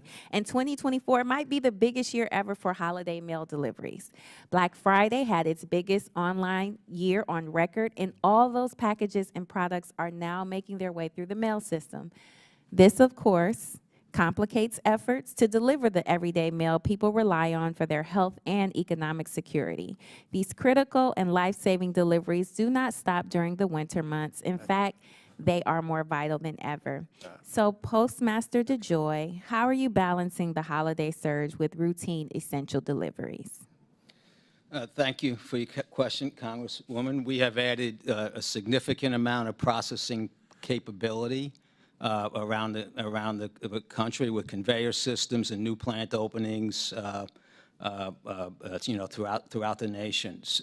We also have redefined our transportation methodologies and practices, adding a significant carrier base across the nation. We also did this because of our stabilization efforts within our staffing. We did not have to add. We were adding 50,000 people a season when I got here. We added about 7,000 this year. So we are moving product throughout the country in a line. My position on the service standards are they're not.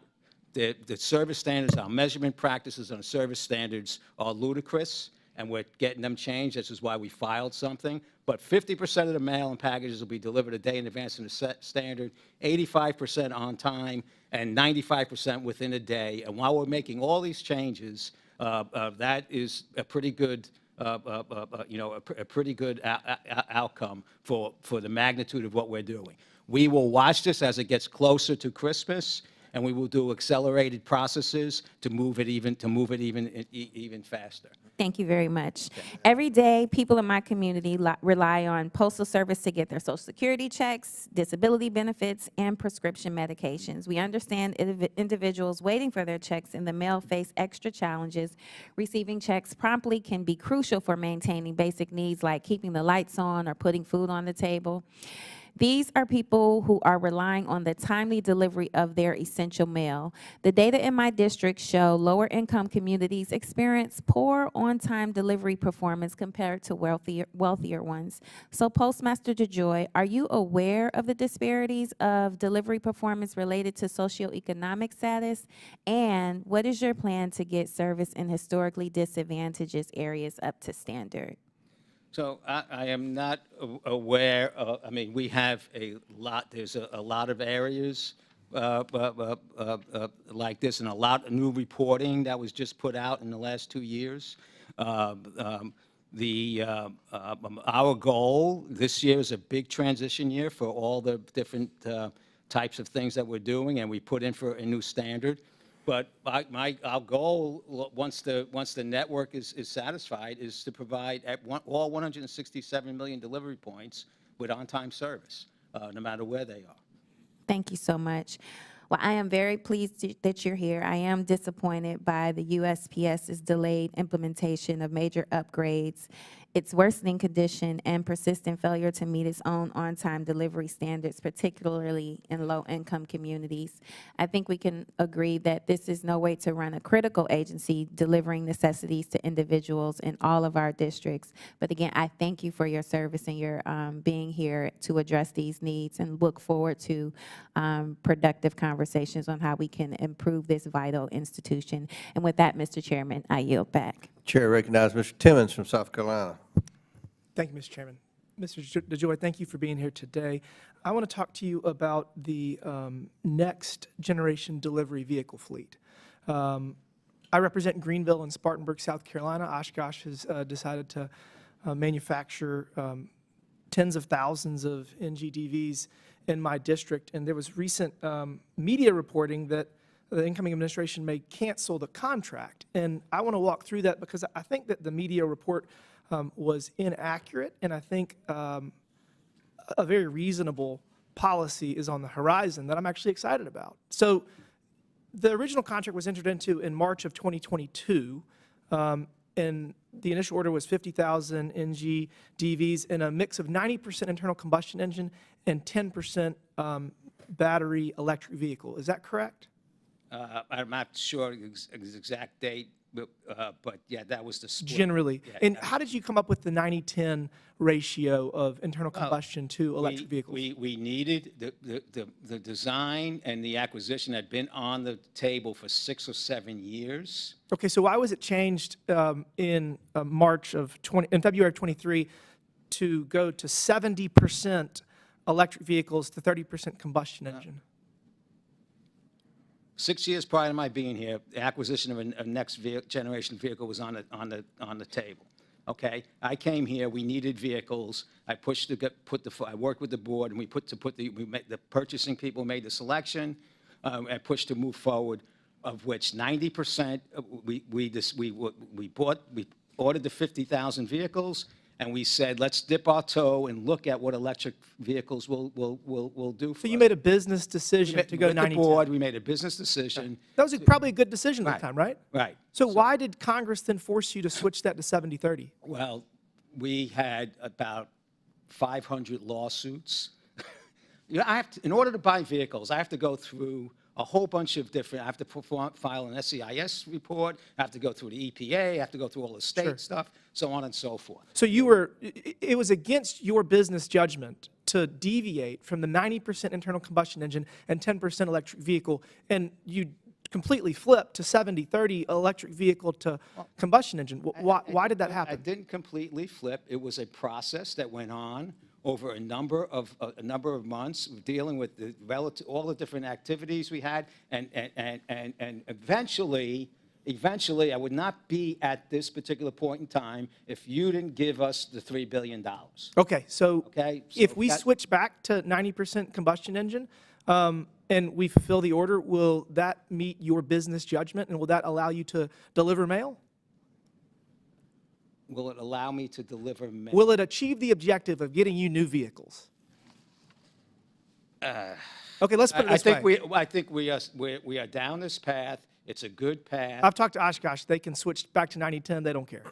So if we, I don't want to discuss my contracts here. okay, well, I care about jobs in my district, and I want Okay. to make sure that you get the new vehicles that you need. And I guess I helped you out here. And, oh, yeah, well, but this is the thing. I don't want to throw the baby out with the bathwater. You need new vehicles, and there's no reason that we should spend $1 billion plus more dollars to impose a Green New Deal mandate on the post office. So we're going to work to switch back to what was your best business judgment, 90% combustion engine, 10% electric vehicles, and we're going to work with business judgment at the time with where what changed in 10 months? Well, a lot has changed in 10 months with regard to the nation's initiative to the to electrification, through other initiatives that we have with regard to carbon burning. We're a carbon burning pig, right? We run around the country. All right. Okay, let's put it this way. If the incoming Trump administration wants to switch back to 90% combustion engines, can they do that through executive action? I have my plan. Then we're proceeding with the plan that we have, unless something. Unless you receive direction from Congress and the executive branch, because you're going to get it. Direction is, I always get direction, right? It has to be legislation. Okay. And Does I it have? follow Wait, along. was it legislatively mandated to switch from 90% combustion engine, 10% electric vehicle to 70% battery, 30%? I was given $3 billion, and I worked a process and a methodology. When were you to given move $3 billion? forward. In the Inflation Reduction Act? Yes. Okay. I don't think any American believes that reduced inflation, and that money needs to go back I don't know to what you addressing want. our debt and I our don't- deficit, and we can't spend But then recklessly. you This shouldn't is- have passed it, sir. I didn't You vote shouldn't for it. have I passed can it. promise you that. You And shouldn't guess have what? passed it. Congress is about to fix it. So I look forward to working with the incoming Trump administration to right this ship and to be good stewards of taxpayer dollars. They are out of balance, and I want to protect the environment as much as anybody, but we got $36 trillion in debt. We run a $2 trillion deficit. This is reckless, and we need to be competitive in the global economy, and we can't do that if we spend money we don't have. I'm one of millions of Americans that had planned to purchase a house that can't because my 2.5% mortgage is looking up at a 7% interest rate. So this had consequences. It hurt the American people, and we're going to fix this. So with that, Mr. Chairman, I yield back. Thank you. Gentleman yields back. Chair recognizes Mr. Kassar from Texas. Good afternoon, Mr. DeJoy. In August of last year, I sent you a letter signed by 76 members of Congress asking for the Postal Service to proactively implement OSHA's proposed rule that would protect workers from the extreme heat. And the response was, you declined. And that's frustrating and confusing to me, so that's some of the questions I want to ask you about today.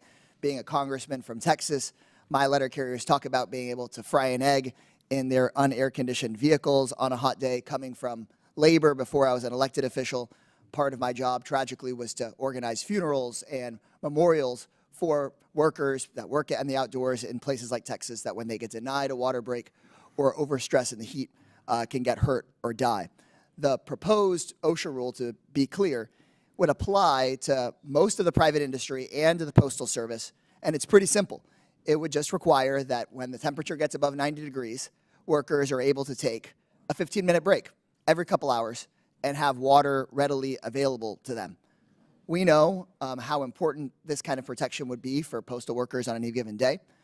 We know that people like Eugene Gates, who was a longtime Postal Service employee, longtime letter carrier, tragically lost his life due to heat stroke, carrying mail in Texas in the 104-degree heat last year.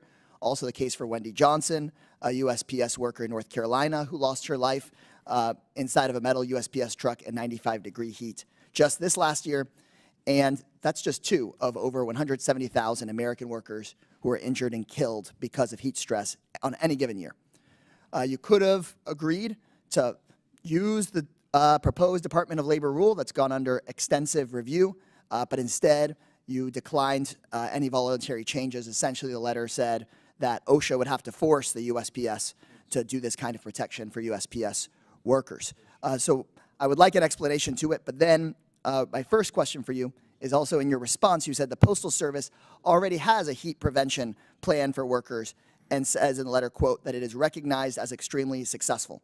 The current USPS plan has a mandatory annual heat illness training for workers, which is supposed to allow letter carriers to take breaks to cool down from the heat. But last year, the press investigated and reported that there were thousands of letter carriers across at least 10 states who didn't receive the training, but they were, and they found fake records saying the Postal Service had provided that training. So do you think I've summed this up appropriately, Mr. DeJoy, or do you have concerns about what you've heard about in the press about the fake records about heat protection for workers? And can you talk to me a little bit about what steps y'all are taking? We don't believe that the records were fake. They were batch loaded. They were batch loaded instead of individually loaded. So we think the press report was inaccurate. Was my briefing on that situation. With regard to the OSHA, it's something that's in process of being studied. We have our own program, which has been here for decades and has been reviewed and negotiated, and with the involvement of our unions and so forth, and it's recognized as a good program. If the OSHA plan comes out and gets approved, we'll evaluate aspects of that and maybe incorporate it into our plan. So certainly we have many carriers that go out in heat, in areas of heat, and we have these unfortunate issues, often where people have underlying health issues that have this unfortunate outcome that we have. But we feel getting new vehicles with air conditioning in them will be a big help. We're pushing to do that. But we'll study the plan. But at the end of the day, we have a lot of things, and a lot of things that have been around for a long time. Understood, Mr. A lot DeJoy. to change. And I think amongst all of those things, we know that the lives and health and safety, including of your employees with underlying health conditions, which of course is so many Americans, should be of tantamount importance. And so whether or not this Politico investigation across multiple states showed falsified heat records or not, I hope that you'll reconsider this decision, because some places in Texas aren't going to get the new vehicles for years. Yeah. And that's if members on the other side of the aisle don't try to defund those vehicles. And so I hope you will take a look, with worsening summers, with 2 of your own employees having died here, that we take this really seriously and you reconsider, because I can tell you right now that if I was sitting on that side of the desk, I would raise my hand and swear an oath that I'd spoken with your own employees who've told me they've been reprimanded for going off route to get a drink of water, that they've gotten in trouble for trying to take a break. And whether or not that's your intention, I hope that you really look into it and do everything you can. I know that it's not your intention, to be clear. I know it's not your intention, but I hope that you do something about it. Honestly, it would really, really make a big difference. Chairman, I yield back. Chair recognizes Mr. Higgins from Louisiana. Thank you, Mr. Chairman. Thank you, Mr. Chairman. Mr. DeJoy, welcome back before Congress. My goodness. Mail delivery, I think all of us should acknowledge, is a very personal thing. And therefore, as representatives of our constituents, we receive, all of us do, 435 offices. We receive the most heartfelt messages from our constituents with very personal interactions with their post office and their mail carrier. And we take those communications seriously. And I have to say, good sir, that you have been strong, man. 4.5 years on a thankless job, appearing before Congress, and attack from both sides of the aisle. I don't know if that's good or bad, but it's certainly consistent when it comes to Mr. DeJoy appearing before committees of Congress in both chambers, the House and the Senate. So referencing my acknowledgement that mail delivery is a very personal interaction with the federal government, would you agree with that, Mr. DeJoy, historically? I think it's, there's a quality auditor at the end of every delivery. Into the mic just a little bit. There's a quality auditor at the end of every delivery, which is your everyone's constituents and Right, my so- customers. And I'm just saying that, like, especially for, say, our elders, many of our elders across the country whom we love and respect, their personal interaction with their government that they love every day is commonly limited to how they get their mail and maybe some brief exchange with their carrier.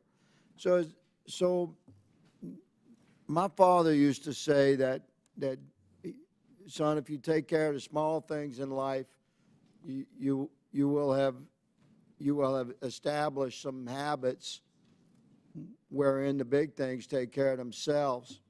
So I'd like to talk to you about a small issue that I think is reflective of the kind of challenges my colleagues on both sides of the aisle face and on a regular basis from my constituents. I want to hear how you can deal with this. I have a small town of Henderson. It's under 2,000 people in my district, and in October of last year, they lost their contract postal unit, their CPU. So it had been considered the little post office in the town for a long time, but it was actually a private contract with the post office, and the guy retired. So we ended up with about just 50 or 60 addresses with no post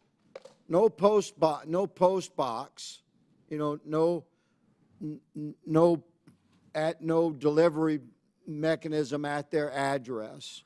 You know, they had no means by which to receive their mail other than driving to the post office in the next town over, and that's still the case. We have not been able to recontract with a new contract postal unit. I spoke with the mayor. I've been speaking with the mayor since then.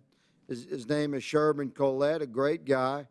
We're trying to fix this problem. So I'm going to ask you, a cluster mailbox, I've looked up the prices, the nicest, most expensive ones to service, 60 to 80 people with smaller drawers and larger drawers would cost under 50 grand. The city has the land and has parking space at their, like the courthouse and the city the city services there are not have, they don't have postal service. They have to drive to the next town. Can't we just solve this simple problem by having a cluster mailbox installed in Little Henderson, USA, and reassure America that you're willing to fix the small things?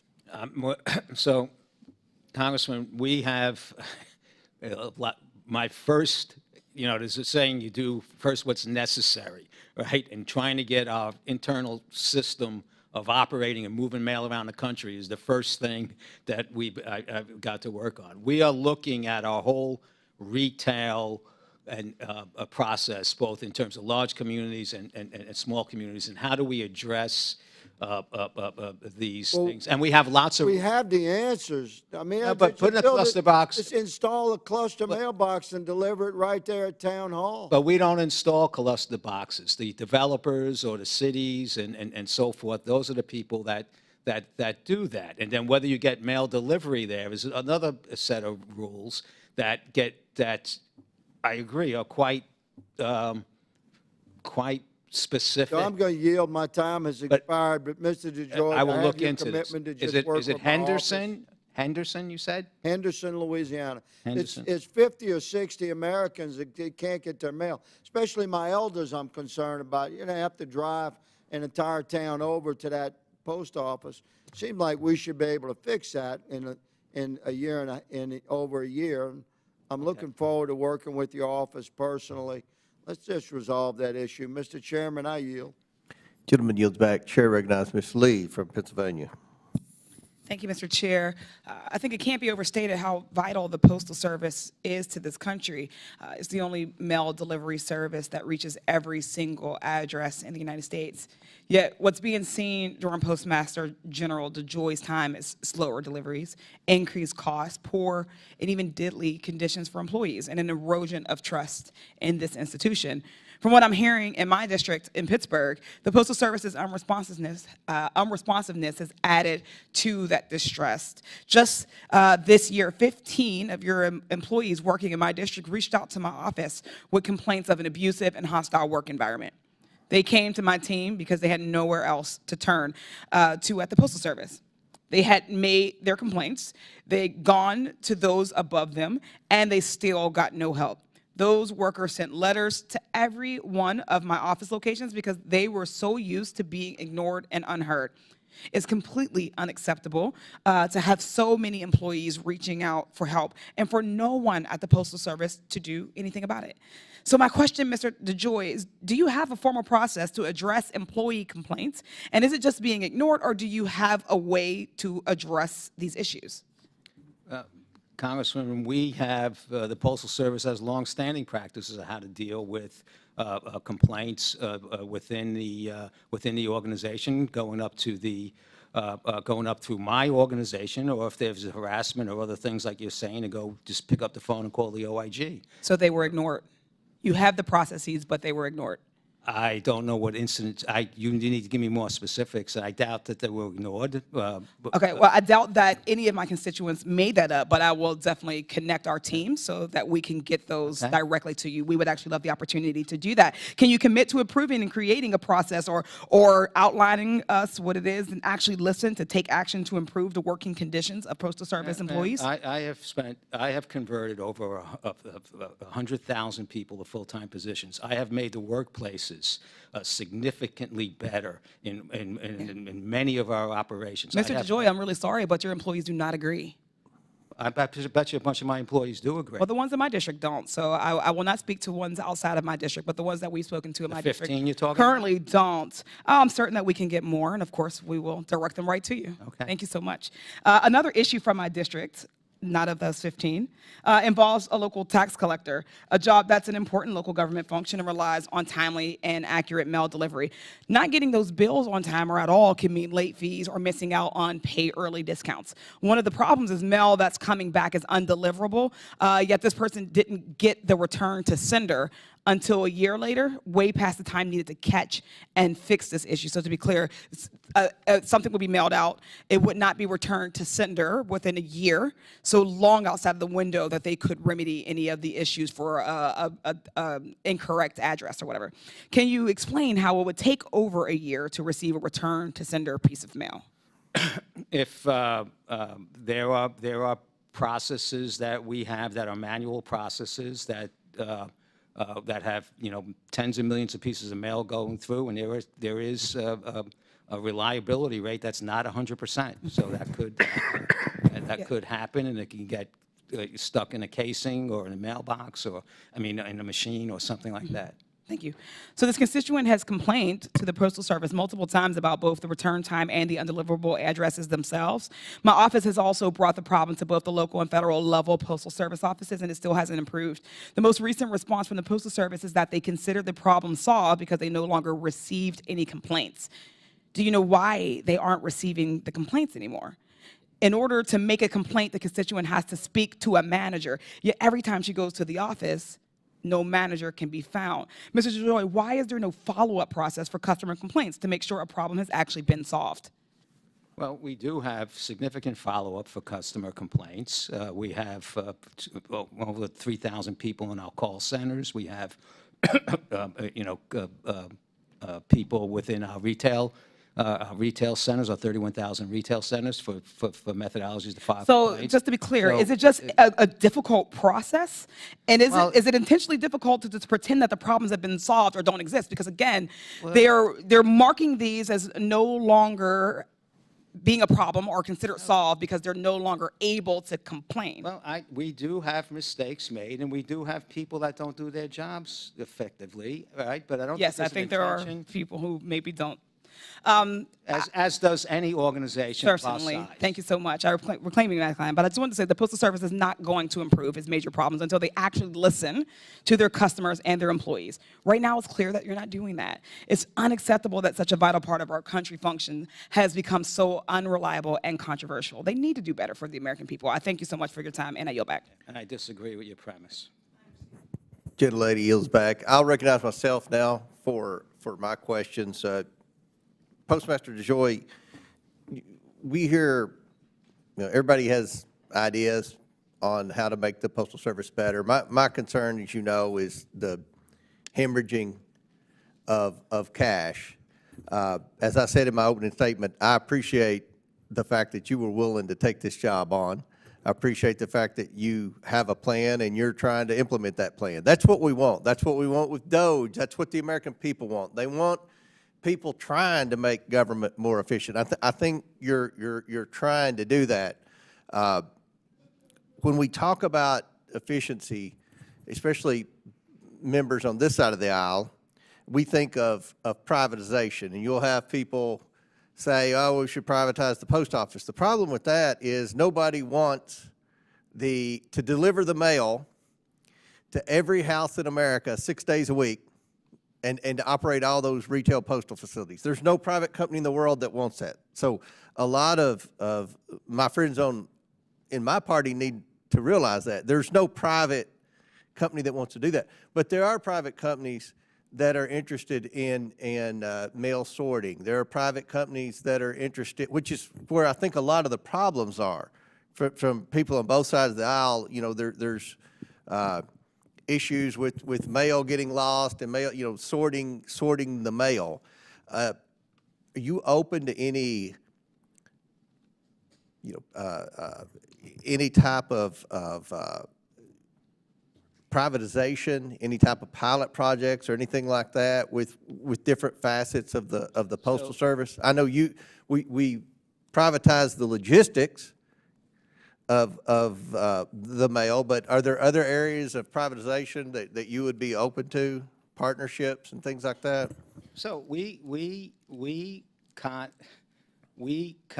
first of all, with Congress and administration asked me to have a discussion about initiatives, as I did in the first administration when I came in, and the next administration that came in, and this administration, and all the Congresses, I will work with you to understand what it is that you want us to consider, and I will work very hard to either identify that we could do it or to say that it's just not going to work for us.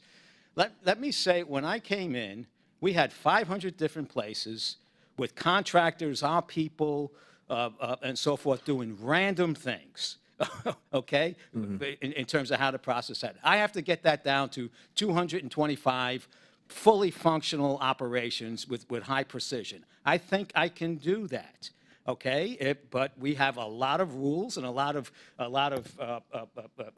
critique and resistance. I just want to move 5% of the local canceled mail, 5% of the mail from 60 locations into a major sorting centers close by, so we can handle that. I had like 20 senators stop me. Right, I understand. I had I know, they all called me. They all called me. Senators calling me about what mail machine I was moving out of a plant. Right, and I know that. Believe me, I know that. I can't go to the bathroom without a senator or representative stopping me and giving me a postal horror story. But at the end of where we are now, do you think your reorganization plan's working? Do you think that we're going to improve performance and cut our losses? I mean, the goal of the Postal Service is to break even, and we're not doing that. We no longer have a monopoly. We have an obligation. We have $39 billion. I know as much about it. It costs us $75 billion to deliver it. I have to reduce the $75 billion to 70 or something. I have to grow our package business. I got to move everything together. That is the deal. I think that we can be vibrant. We can serve the American people. We can cover a lot of our cost, okay? And then we could look at things in the Congress that I have $10 billion of unfunded mandates, things that you require us to do that cost us money. Well, in our postal reform bill that we passed in a bipartisan manner out of this committee, which became law, we provided funding, and we changed a lot of the liability obligations that you had, and we've tried to help the Postal Service, and it's been disappointing. Yeah, the but you losses. also mandated that we deliver to 167 I million addresses understand. 6 days a week. Do you know what kind of cost that is? Mandating? I do. But again, if there's a way that we can make this thing break even, if there's something legislatively that we can do, I'm more than willing to try to help with that. But the days of bailouts and handouts are over. I mean, the American people spoke loud and clear. And as I said, I jumped in on Mr. Palmer's questions. I worry about that EV money sitting around, that it may be clawed back. I think there are lots of areas where there's going to be significant reform over the next 4 years, and there are. I'm just, I'm on your side. I'm the advocate. My grandmother spent her career as a mail carrier in Ribble and Prince, Tennessee.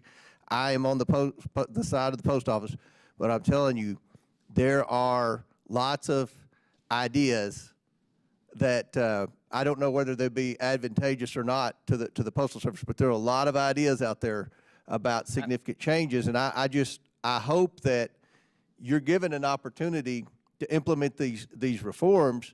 The problem is with the losses, and I'm over. I gave Mr. Raskin 2.5 minutes extra, and I'm going to ask one more question to the Inspector General.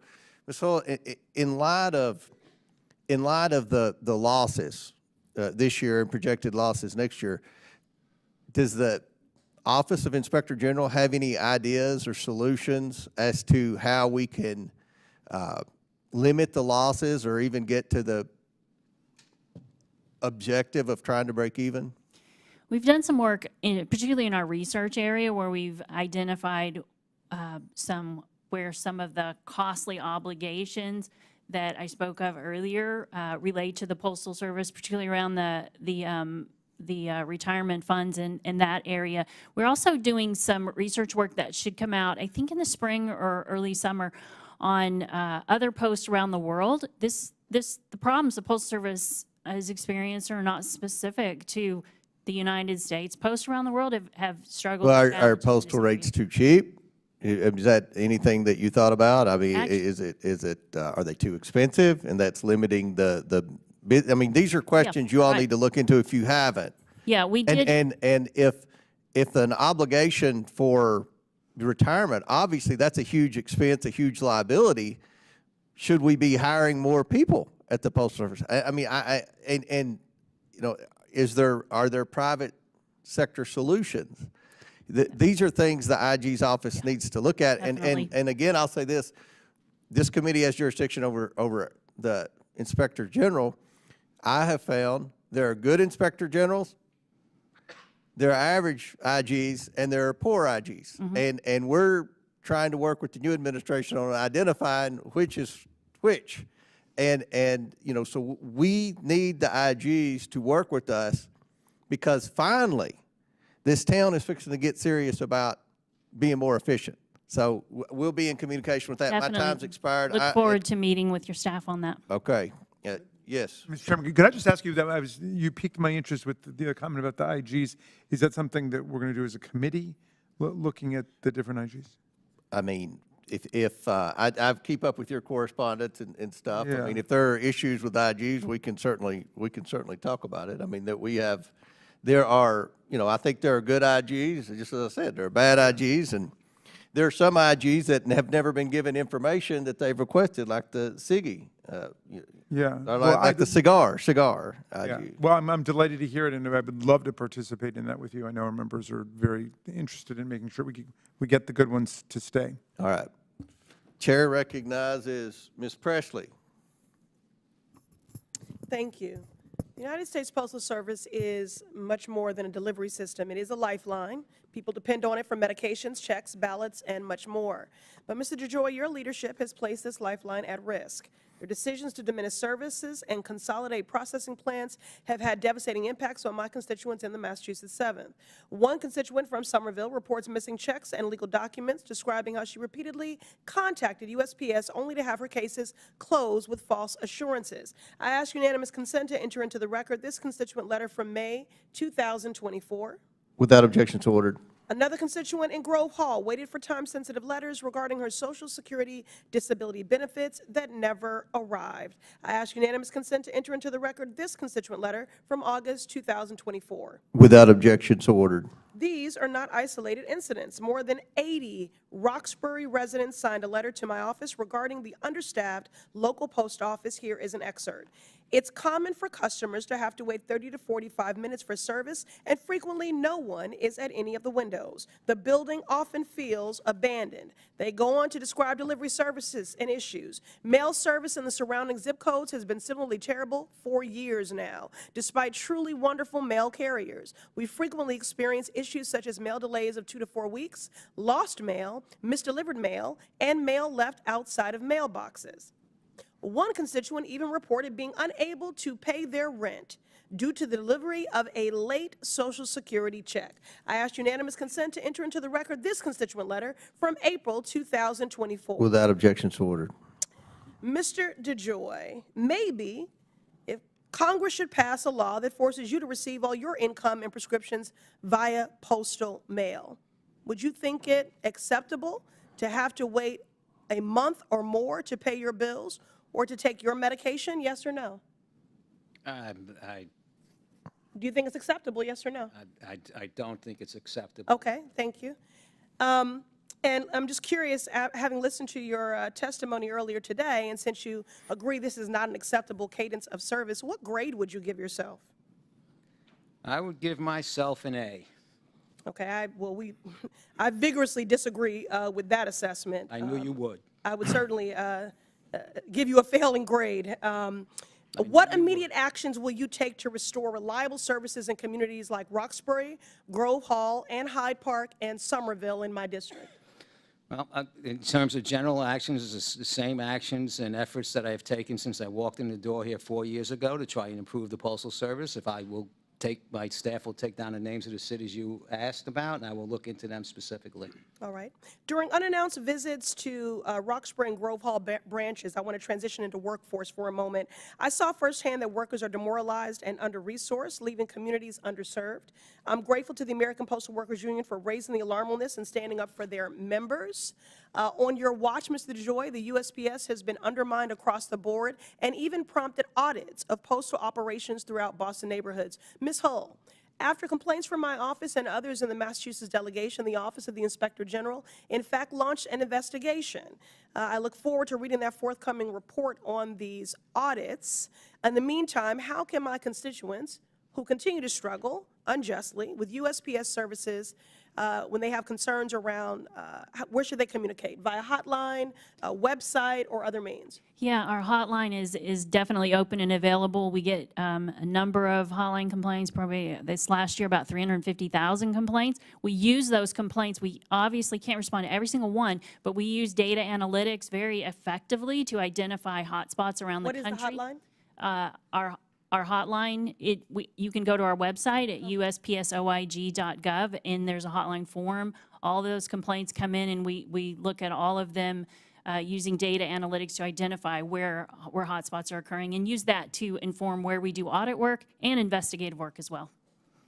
All right, thank you very much. You know, it is, in fact, the collective action of my constituents and those from communities across the Commonwealth of Massachusetts that brought attention to these issues, and I'm proud to stand alongside them. And Mr. DeJoy will keep the pressure up until we see a restoration of equitable, reliable services, because every community deserves exactly that. Thank you, and I yield back. Chair, now recognize Mr. Clyde from Georgia. Thank you very much, Mr. Chairman, and thank you for waving me on. I appreciate that very much. Postmaster General DeJoy, I'm not here to blast you. okay? I'm here to try to make things better as best we possibly can.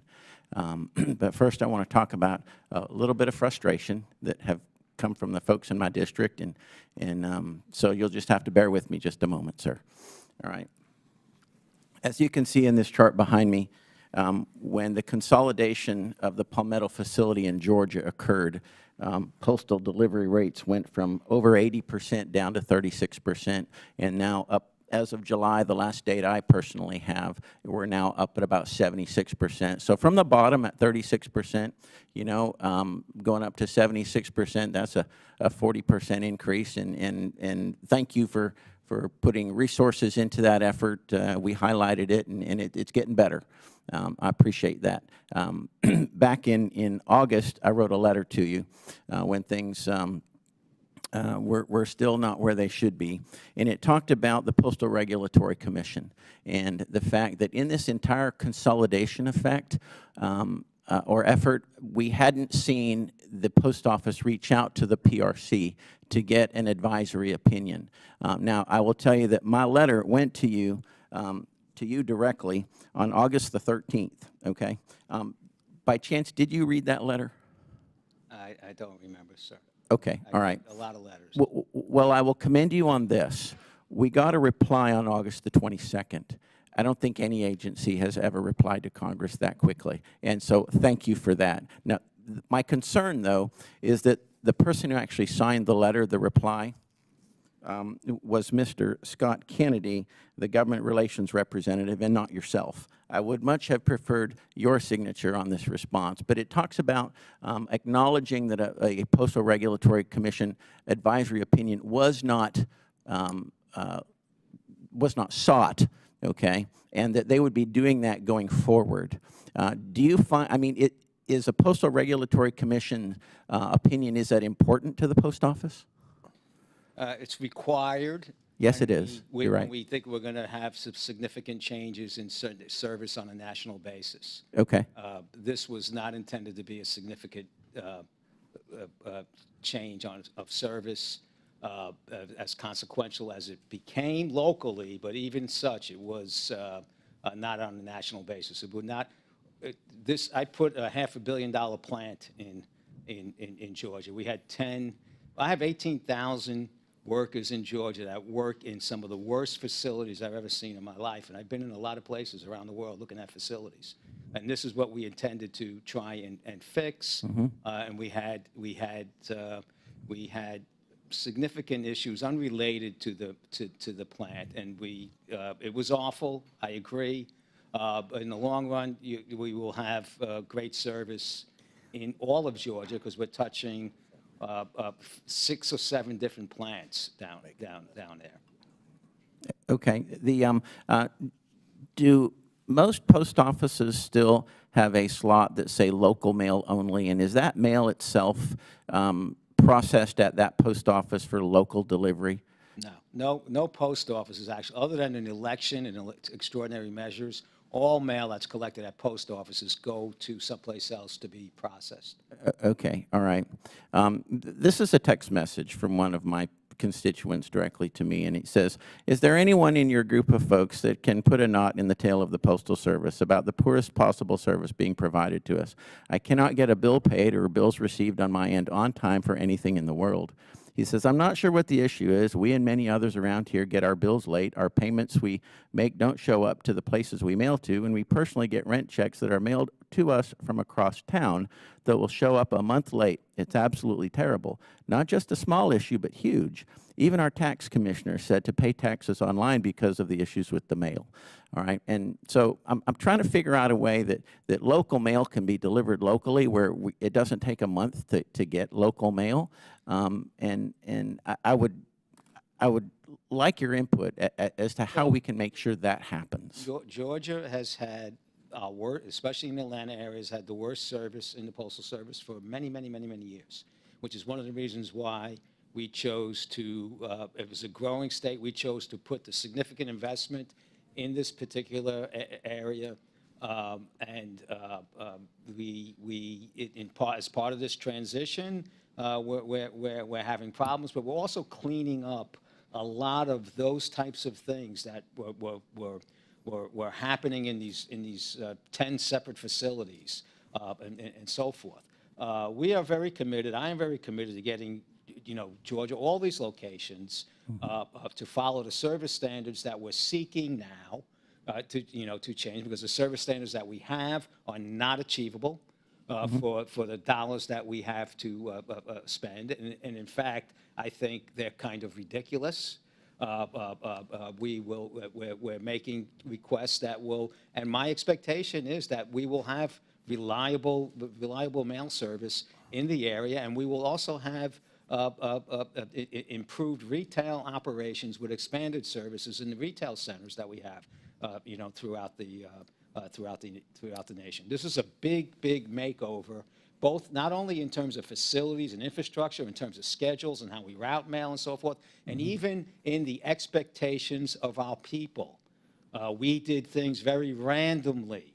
Now we're asking everyone to work a specific function in a specific manner, to a specific schedule, to a specific productivity rate. That is a big change to put on an organization. Well, thank you for that. I personally visited the Postal Center in Palmetto, and I saw the plan of all the various different multiple postal offices or postal buildings consolidated into one. But look forward to working with the Postal Service to make sure that it meets that statutory requirement up here of 93%. Thank you, sir, and I yield back. Gentleman's time has expired. Chair recognizes Ms. Crockett from Texas. Thank you, Mr. Chair. I want to talk about CARS, cons, concepts of a plan, and compensation. I'm going to actually start with the cons. There has been mention of DOGE and how that is going to come into play. And I'm curious to know, just yes or no, Inspector General Hull, quick question. Have you found that if the post office was to cut its workforce by 75%, that would somehow fix all of the problems within the post office? Yes or no? No, we've not done any work in that area like that. Thank you. Postmaster DeJoy, are you anticipating that a 75% cut in your workforce would solve all of the problems of the post office? Yes or no? No. Okay. So it's interesting because my colleagues seem to be so excited because there's a new sheriff in town, and the co-sheriffs of the DOGE committee, more specifically, Mr. Ramaswamy, has actually proposed cutting 75% of our federal workforce to try to rein in some of the spending. Now, I want to talk about CARS because CARS have been discussed a lot as well as it relates to spending. And I want to know from you, Postmaster General, can you tell me approximately what is the lifespan of one of your postal vehicles? So, and I know you have various vehicles, Yeah. so let me just say the letter carrier vehicles that they drive. Letter carriers have a few different vehicles. Commercial off-the-shelf vehicles will last us 6-7 years. Okay. The special purpose built vehicles that we had, the LLVs that we had were supposed to last 20. They wound up we're using them 30. Our new vehicles that we're buying, a special purpose vehicle, we expect to last longer than 20 years or longer. Okay. So as we are comparing the various costs, and there's been a lot of conversation about the fact that there are electric vehicles, and it's my understanding that the electric vehicles are the ones that now have air conditioning, correct? All the vehicles now have air conditioning. Okay. But yes. Earlier it was brought up, and the reason that I care so deeply about the vehicle situation is that my constituent, Eugene Gates, was brought up earlier, who lost his life. This was somebody who did not need extra hours of training on how to properly hydrate because this was someone who dedicated almost 40 years of his life to the post office. The reality is that the working conditions were not working. That's just the reality. This is someone who had done this job for so long. And I'm going to be honest, and I know that your office has received letters from us regarding Mr. Gates, but I am concerned, as my colleague, Mr. Kassar, laid out, that we still haven't figured out how to modernize and make sure that the working environment is going to work for our post postal employees. So for instance, as you are rolling out these new vehicles, have you decided on a way to prioritize where these vehicles are going to go? And does that overlap with the areas in which we know, say, experience the most extreme heat conditions, such as in places like Texas? Have they been prioritized? Yeah, so we're not filling the whole need, right? So there is a process of replacement of vehicles that. Let me, and I'm gonna have to cut you because I've got to get to a few more things and I'm running out of time. So I'm just curious, are we prioritizing? Even if it means that you're gonna swap out, let's say the vehicles aren't necessarily up for being swapped out in Texas, but we know that in another area, they don't experience the extreme heat, so we move those vehicles, those areas, and make sure that the vehicles that are going to keep our postal employees safe are put into those areas that they're needed the most. Has that been a consideration? We consider, a lot of the country gets heat, and. I understand. We get extreme heat, is what I'm saying. I will get you the process. I would say that it would not satisfy you to see that just Texas is getting any special difference. We have a bunch of procedures that and plans that strategies that we have to deploy vehicles. Let me get those for you. Okay, I'd appreciate that. Okay. As it relates to delivering for America, it feels as if it's more a concept of a plan than an actual plan because, as you've stated earlier in your testimony, you had projections, and clearly those projections were completely off. But even as I've had my team, as we've sat here, really comb through and make sure that we didn't miss it, delivering for America, correct me if I'm wrong, does it deal with drones at all? No. Okay. So when we're talking about modernizing, do you not believe that it would be incumbent upon your organization to consider something like drones? Because as I've stated before, not only do I currently represent urban Dallas, Texas area, but I lived in East Texas. And I know what it looks like when you're trying to deliver, say, in rural America.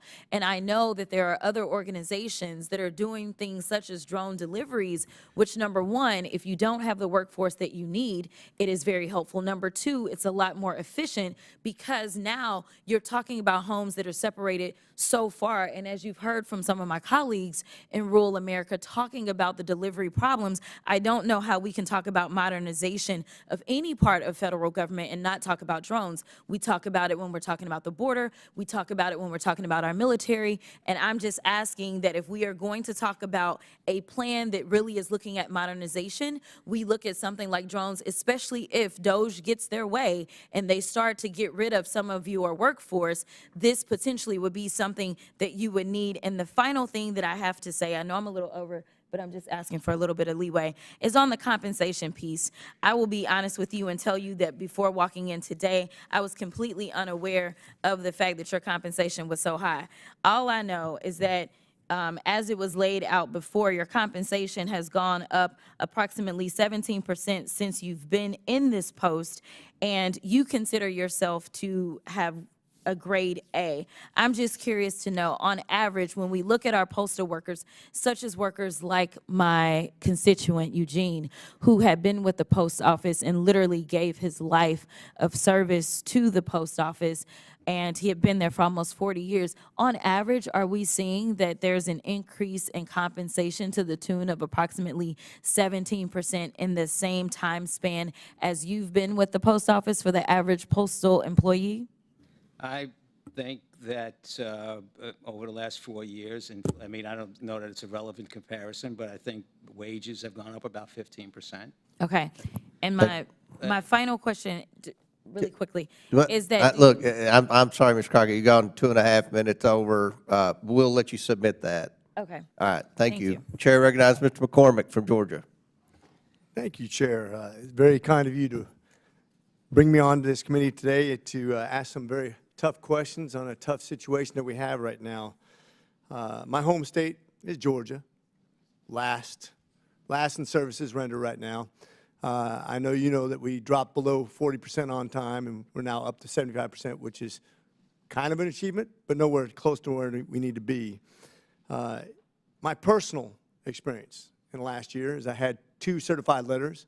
one to me from my tax returns from 2 miles away, certified, that took 4 months and a congressional inquiry to make it to my house. 4 months, certified. The other one, I sent a letter to approximately 11 miles away to an address I've sent plenty of things to. I certified it because I was worried about it. Worried about it because that was a check made out to somebody else, certified. The due date came and went. I went down to the post office, asked, where's my letter? They didn't know.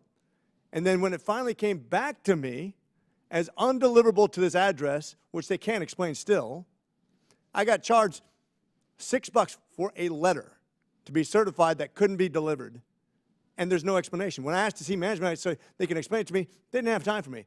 I came back later, I said, can I speak to them as a congressman to try to help them fix this problem? You know what the response was? We don't have time. I'm glad you took time to be with me today, because I want to address this from a personal and a non-personal issue. When you talk about the future of the post office, I used to, as a little kid, literally say the post office is the one part of the government that I trust. On-time deliveries, they don't lose stuff. In the last 4 years, your reputation has destroyed that. On your watch. Destroyed that. Businesses, almost every single business I know that wants to send a check out won't use the U.S. Postal Service anymore. I won't use the U.S. Postal Service anymore. That's on your watch. The two major decisions I've seen you make, which is on the distribution centers and on employee hiring, have done nothing to mitigate this in real-time ways. I don't understand why you give yourself an A grade, as you just stated, when it comes to the delivery. We have, I want to read this into the record, Mr. Chair. This is a letter from the entire Georgia delegation. Without objection, so ordered. Thank you. And your response, which I appreciate the response from your staff. But when you talk about, I went down and talked to, well, I tried to talk to my local postmaster, couldn't get a hold of him, even when I stood there and said, just tell me when I can, I'll leave my number. Have him call me back. Never called me back. That's your environment that you fostered in Georgia and other places of the country. And it's not isolated to just Georgia either, by the way. I know businesses in California that will not use the U.S. Postal Service because of theft, real-time theft. It's never been, your reputation is done. Whether you admit it or not, in the military, if I have a skipper who things are going bad for, they're a good military officer, but you know what we do when things go wrong repeatedly? We relieve them. You know what you do when a CEO repeatedly fails and the business model falls apart and nobody wants to use that business anymore and it becomes non-profitable? You fire them. You know what we do in government when organizations fail over and over and over again and become unaccountable and are not going the right direction and have actually ruined the very business model that you seem to hold as a standard? Because you're not going to expand Postal Service when you have a reputation for not delivering on time, not keeping the mail accountable on your watch. You, sir, do not get an A grade. You cannot give yourself that grade. I just did. You can't. You can't did. grade your own paper, sir. I've been to medical school. Well, then- I got my MBA. You can't. I'm sorry. You are graded by the United States people, and they don't use your service anymore. You bankrupt. That is not true. You That is bankrupt not this true, through sir. your My reputation business is only. growing. Through your Our business reputation, is growing. you are responsible for the fall of the Postal Service No, and the this lack of Congress- accountability. This Congress is responsible for the doesn't- fall of the Postal oh, so it's Service. Congress's- I am trying to fix On the your Postal watch, Service. with all the AI. Before my watch, the same stuff With happened. all worse. the AI, with all the computer systems, you're worse than if I took You're a talking horse to yourself and picked up the mail and delivered it 2 miles down the road. That's you. I hope you got that on camera. This is the response that the postmaster just gave Congress when he doesn't like what he hears. Literally covered his ears and gave himself the grade of A. And with that, sir, I rest. Good. Gentleman yields back. Chair recognizes Mr. Mfume from Maryland. Thank you, Mr. Chairman, and the ranking member for getting us to this point. Mr. DeJoy, good to see you again. I think the first time we sat across from one another like this was 4 years ago. And one of the colleagues on the committee that day said, why does he want this job? I didn't have an answer then. I really don't have an answer now, except that if you believe you can do something, you try to do it, and if you can't, you fail, and everything else takes care of itself. I was the first one to call for your resignation 4 years ago, and your supporters were the first to call for my resignation. So the fact that we're still here, I think, says something. I don't know what it says, but we're here. Couple quick things. Your very first predecessor, Benjamin Franklin, was the first postmaster. He said in his first comments to the country that when the post offices are closed, people will suffer. It was true then, it's true now, and remarkably, over all those many years, the Postal Service has retained a 90% approval rating. That's according to the last Pew poll, which was done in 2020. Unfortunately, since then, that rating or favorability rating has declined somewhat. And, you know, it's interesting that the post office is actually older than the country, 1775. So what you hear today, and I think what you heard over on the Senate side the other day, is an effort for a lot of representatives and I guess senators to express what we hear a lot of times and what we try to do about it when we get an opportunity to talk to you. Now, I didn't come here with gloom and doom. I want to say that I've been very active in interacting with your office. Whenever we have a problem, I'm on the phone. I've got a staff person. We've got letters going out. And fortunately, we got a real good postmaster for the city of Baltimore, LaGreta Goodwin. Don't know if you know her or not. She's doing a hell of a job, conscientious, very responsive, and tries every day not to be perfect, but to help us in that city get closer to perfection. I mean, they've got and had several post office job fairs over the summer. There's a lot of interaction. There's an actual council that involves local and private business and government that she heads up that I think is the right way to go. It's the right model. Let me just say that.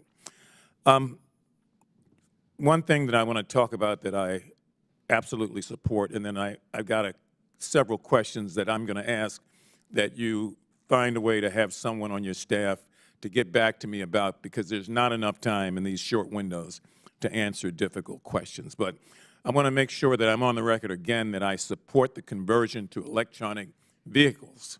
I mean, we've got 230,000 postal vehicles. And I believe, because of the carbon footprint that those vehicles alone are responsible for, that we have an obligation as a government to try to find a way to reduce emissions. Now, I don't force that on anybody. I think the government is wrong when it mandates that you, him, and her, as consumers, have to buy electronic vehicles. I would never do that. But the government is a consumer.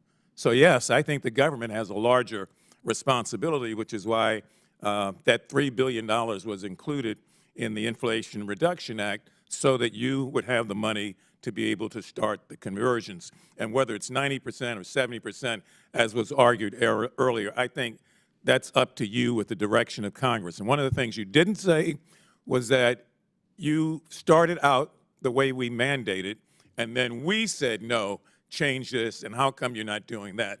So there's a lot of finger pointing going around. I just want, for the record, to know that these vehicles are important, and I don't know how you undo contracts. I wouldn't want to be in your position where you've let so many contracts and now people are telling you to go and change those. If you, sir, could do me a favor and get back to me on 3 issues that, as I said, we don't have time for now, unfortunately. Robberies.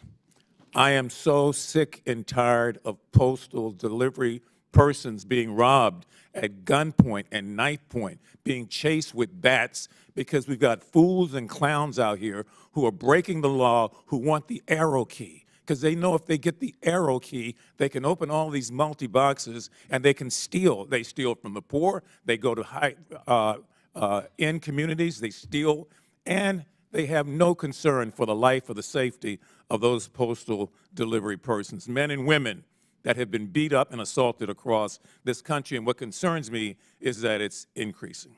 I'm also concerned about the increase in the forever stamp, because that stamp started out as a way of people to be able to save money.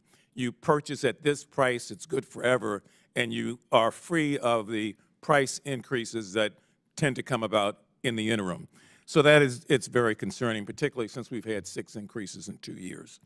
And the final thing that I really would hope that I can get some response, but also kind of cooperation with myself and maybe with other members of Congress, are these thefts that occur that affect senior citizens, where their Social Security checks are being stolen, where their mail is being delivered late, when they respond to pay a bill and charged a late fee, not because they've done anything at all, but because of the delivery systems back and forth, and the theft of medicine that so many senior citizens rely on through the mail.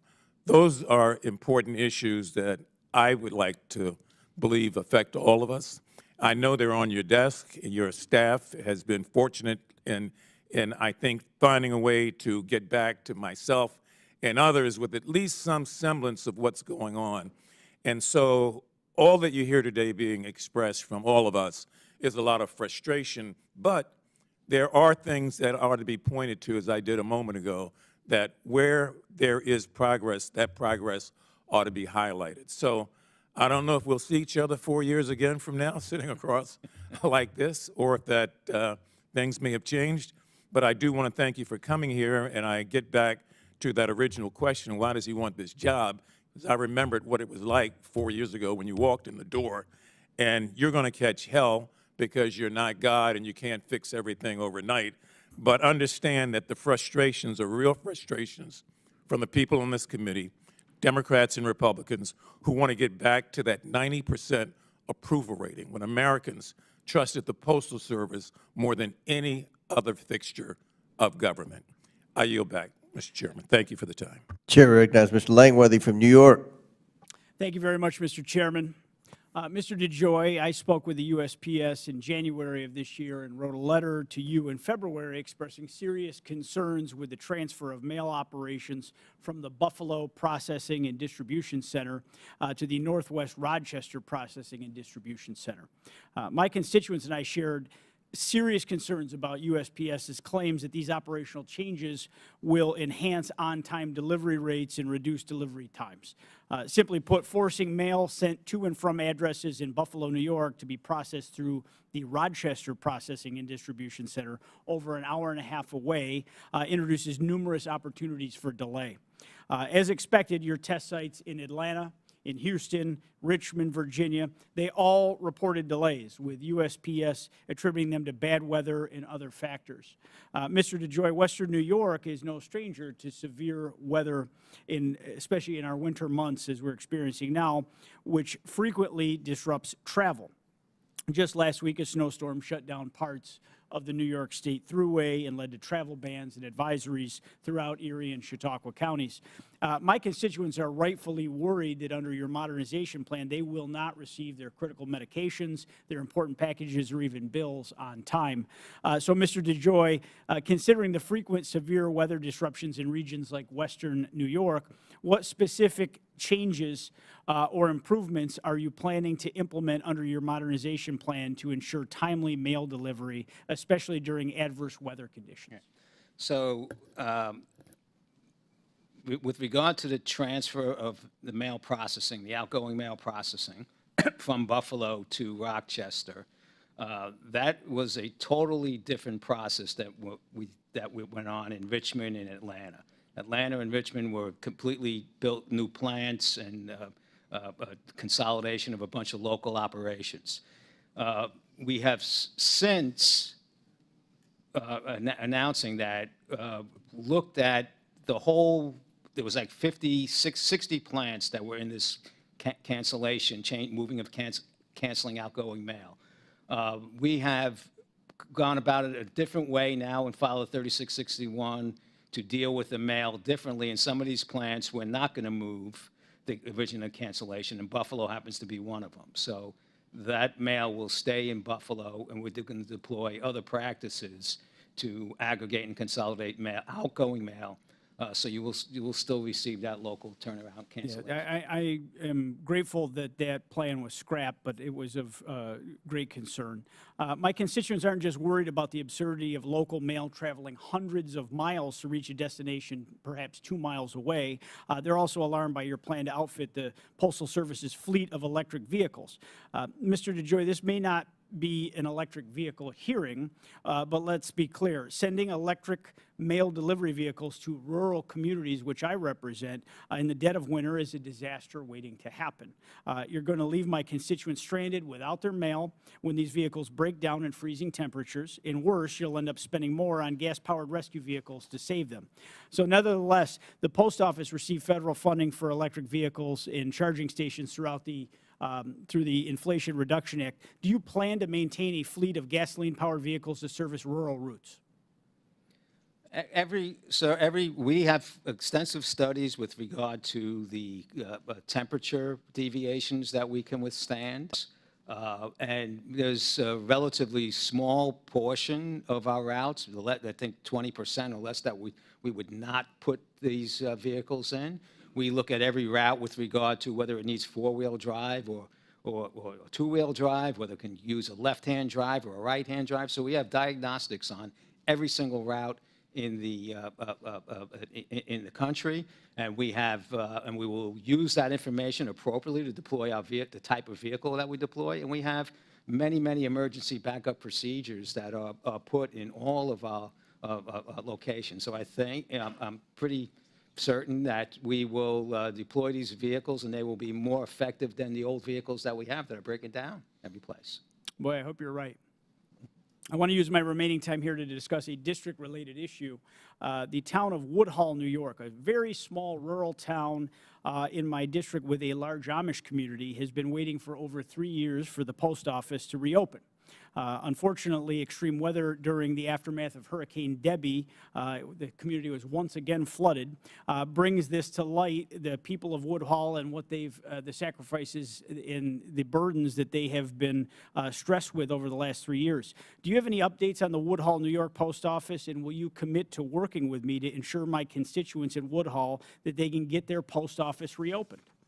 Yes, I do not have an update. I can get you an update, and I will work with you. We have we have these situations where we lease most of our post offices, and when issues happen, there's probably too much negotiation that goes on to get the post offices opening, and that's something that 3 years is a completely unacceptable timeline. It happens, I know. Well, all over the but place. you, sir, can fix it.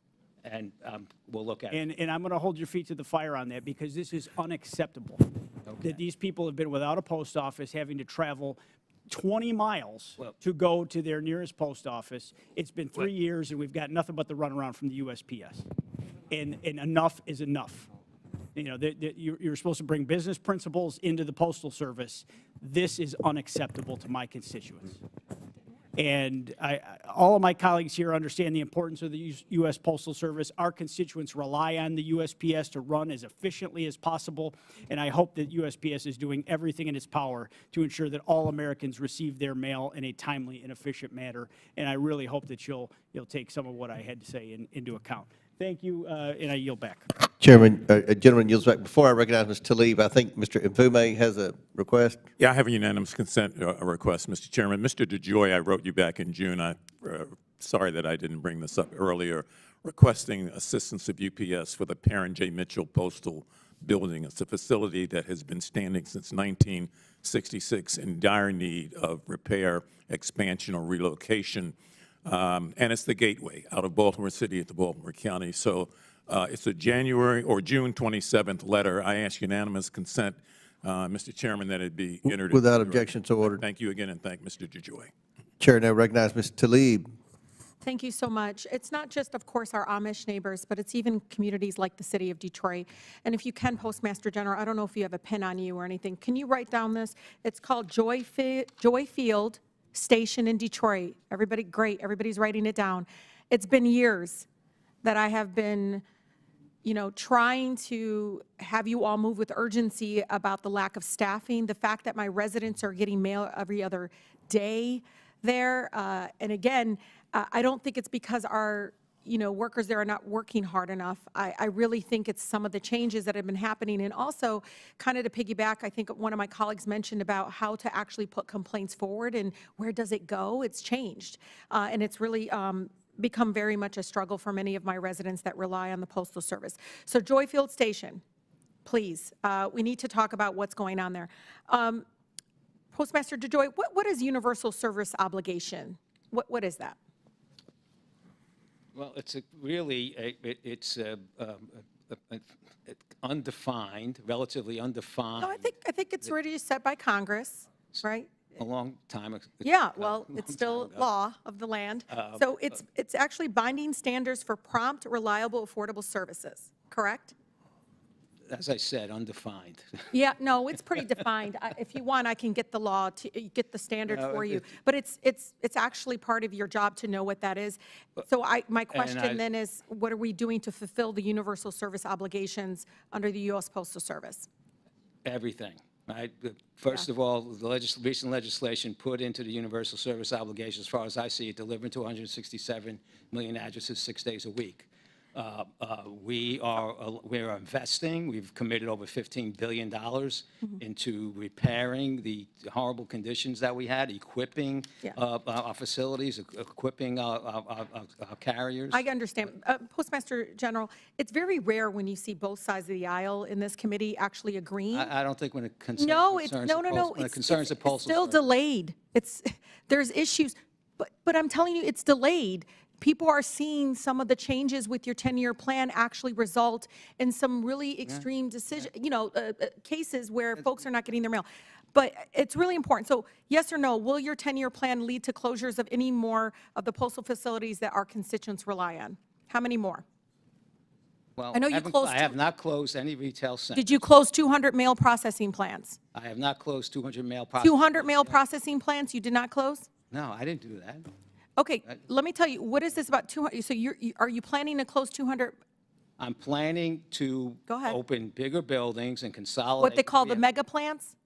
This is important for my colleagues. So 60 mega plants that you want to do? We'll have 60 regional processing and distribution centers and about 170 local processing and distribution centers across the nation, and we're closing about 180 annexes that did random things around the country. Yeah, so I read I don't know, in somewhere in Wyoming, did you hear about this? Where they have to go as far as like Denver to get their packages if they weren't home, and the Postal Service came to their door, knock, knock, they weren't home, they have to travel 45 minutes away to go get their package?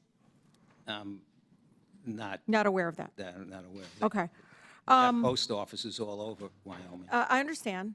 Something is happening, though. Post General DeJoy. Something has been happening for 20 years. Postmaster DeJoy, I know I've only been here 6 years. I've never gotten this many complaints about our Postal Service until you were became in charge. Okay. And trust me, I know our chairman and some other my colleagues are seeing the same thing. Not only are they directly impacted, but our constituents are obviously feeling the same changes. It's really important. This is an important question, and Inspector, I may ask you the same. Can you tell me the total cost of non-compliance with the American Postal Workers and Letter Carriers Union contracts? How much has it cost us in some of the non-compliance actions? More than it should have, but that's been going How on much? for a long. I don't know off the top of my head. This is Oversight Committee. You got to be. How much? Do you know, Inspector? How much did it cost us, that Postmaster DeJoy's leadership, in non-compliance in union contracts? I don't know the answer to that, but we are going to be doing an audit into that area upcoming this year. What is it, like 5 million? What is it? It's in the millions. It's in the millions? But it's been in the millions for a long time. DeJoy, at the beginning, the postal workers were like, okay, we see what you're going to try to do with this 10-year plan, yes or no? And then they changed their mind because they said, they're not in support of you. I don't know what you were saying. They actually passed a resolution calling for your resignation. Did you know that? When? The American Postal Workers, if I may submit it for the record, Mr. Chair, AFPWU, American Postal Workers Union Convention, adopts a resolution to remove Postmaster General DeJoy, September 16, 2022. Would you like me to get you the resolution, Mr.? I don't think they renewed that request in their last Can I? Can I send you this? You can send it to me. I'm Who aware do you of- think many of us are talking to? We're talking to the workers. We're talking to our neighbors. And I've talked to the workers also. Yeah, they said, quote, because of delayed mail and undermined public confidence in the Postal Service, verbatim from that resolution. Postmaster DeJoy, you don't I have have, 7 unions. I understand that. That was one. But Postmaster DeJoy, we're not making this up. You're making it out like members of Congress. There's too many of us that Well, are telling you I'm the not- same I'm not thing. saying that And you're making honestly, it up, it's but I'm not saying how political because relevant guess what? Both Republicans and Democrats are giving you the same stories. Well, I say Republicans and Democrats are significantly responsible for the condition of the United States Postal Service when I arrived here. Well, maybe it's These because you things have don't been know the manifesting answer. themselves over the Maybe last it's 20 because you years. don't know the answers. We're asking you questions. You don't even know how much in 2024 through the grievance abrasion tracking system, how many complaints have you had in the grievance tracking system? How many? Really important to know, like how many grievances have been filed under your labor leadership? Department. I interact with my unions all the time. But you can't say they're in support of you. You don't even know how many grievances were filed. I'll leave it at this because you Well, thank you, Mr. Chair, for being generous at grievances this that time. file have I to do called for with- this hearing, and I told the chairman, this is one area that impacts all of our districts, every corner of our country. Every part of our country is impacted by this, literally, the Postal Service. We got to do better. You are a public servant. You're not in the private sector anymore, Postmaster aware of DeJoy. You have a higher standard. The public relies on you making the right decision. And please, for the love of God, They do you. for the love of God, put the universal service obligations in your office. Print it out. That is literally supposed to be your guidance to the standard. Thank you. I yield. Gentlelady yields. Chair recognizes Mr. Frost. Thank you so much, Mr. Chair. Mr. DeJoy, as I'm sure you know, I want to talk about cluster boxes. Cluster boxes, they resemble P.O. boxes at our local post office. Sometimes we see apartment complexes use them, where I live uses them as well. I know that USPS sometimes encourages communities to install cluster boxes. Mr. DeJoy, can you tell me more about how you decide when you encourage a community to use cluster boxes? What factors are considered? Does the recommendation just go through you or the local postmaster? Can you talk a little bit about that? No, so rules were established, I think, 15 years ago with regard to home delivery, that any new developments, and that's a wishy-washy definition as to what a new development is, because we often get into conflicts with an expansion of an old development, whether it's a new development or not, that we would not be going to the doorstep. We would put cluster boxes in, that there'd be a requirement that the developer put the cluster box in for the new developments. And that's been an organizational business rule for at least 15 years, I believe. Thank you. Ms. Hull, your office helps to make sure USPS is doing its job properly. Have y'all provided any kind of oversight, or do you know of any oversight that happens with the cluster boxes and the requests that go to communities on these? We have not done that in a while, I don't believe. We've done some work probably 5-6 years ago in that area, but I don't know that we've done anything really recently. I think it would be good to look into this, especially looking at patterns. The reason I ask is I have 2 communities in my district, Richmond Heights and Carver Shores. These neighborhoods have virtually no apartment complexes, yet they are being asked to consider cluster boxes. My neighbors in Central Florida and myself were concerned that the more wealthy suburbs of my district that are also spread out are not being asked to consider cluster boxes. And I bet you can guess what the demographic is of these 2 neighborhoods. These are predominantly black neighborhoods in my district. The Orlando Postmaster has been completely non-responsive to us in our office, reaching out multiple times to ask why these 2 traditionally black neighborhoods with pretty much no apartment complexes are being considered for cluster boxes, so people have to walk out of their damn house to go to the box to go get their mail. I think we need to get together and talk about it. Obviously we can't get a meeting with the Orlando Postmaster, so I want to ask both of you if you can commit to meeting with me on cluster boxes. Sure, we're happy to. You too. Mr. She DeJoy? said we. We're Oh, we? Okay. All right. Well, she speaks for you there. All right. Myself. That's why I didn't answer. Yes or no, Mr. Joy? Can we meet? Okay. I think we need to get together on this because it's important. The USPS is supposed to be delivering for America, and I want to make sure we're thinking about people like Richmond Heights and Carver Shores. I want to turn to delivery for rural communities. I have a community, an unincorporated community of Bithlo in my district. As I understand it, the standard operating procedure is for mobile home communities is to either have a park office or manager distribute the mail to residents if there are not proper mailing addresses or clear delivery points. Ms. Hull, in 2022, your office looked into undelivered and partial routes. Mr. Chairman, I'd like to offer for the record the report titled Delivery Operations, Undelivered and Partially Delivered Routes. Without objection, so ordered. The report revealed issues with a lack of internal data collection and concluded that, quote, the actual number of undelivered and partially delivered routes is unknown, end quote. USPS agreed to improve on this by May 15th of next year. So, Ms. Hull, I do think this could be implemented earlier, needs to be. Could you share a little bit about how these target dates were chosen? Yeah, initially, I think there was some disagreement with us on a recommendation that we made as it related to those undelivered routes. And so I think we went through what we call the audit resolution process, accelerated up the chain. We got to agreement, but it took a while to get there. And so I think that's why there was a delay in the actual implementation date. I do want to commit to you, though, that we're going to follow up on that once that action is taken, because clearly the Postal Service intends to deliver mail to every house every day. You've heard the Postmaster General express that today. And it's very concerning to us when deliveries are not made, when actual delivery points are not serviced in that way. Thank you, I appreciate it. I look forward to meeting on cluster boxes. You know, to put it frankly, we don't want predominantly Black communities of lower socioeconomic status being asked to consider these cluster boxes when other communities that are built in a very similar way are not being asked to consider them either. So I look forward to talking about that, and I think this is definitely has room for oversight from your office as well. Thank you. I yield back. Chair recognizes Ms. Porter from California. Good afternoon, Postmaster DeJoy. How many pieces of election mail did your agency handle this year? About 99 million, 100 million. 99 million?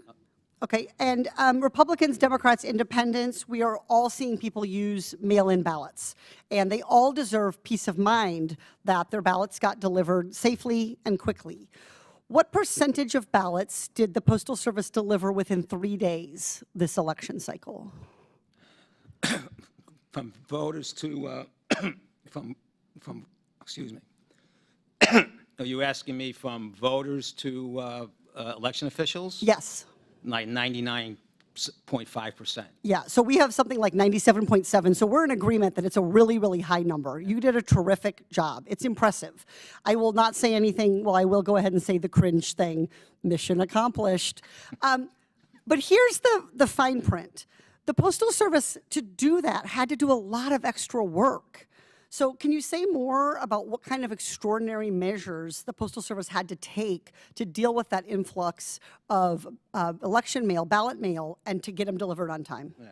So thank you for the question. I mean, basically, first to put it into perspective, we could be 99.5% on time and accurate.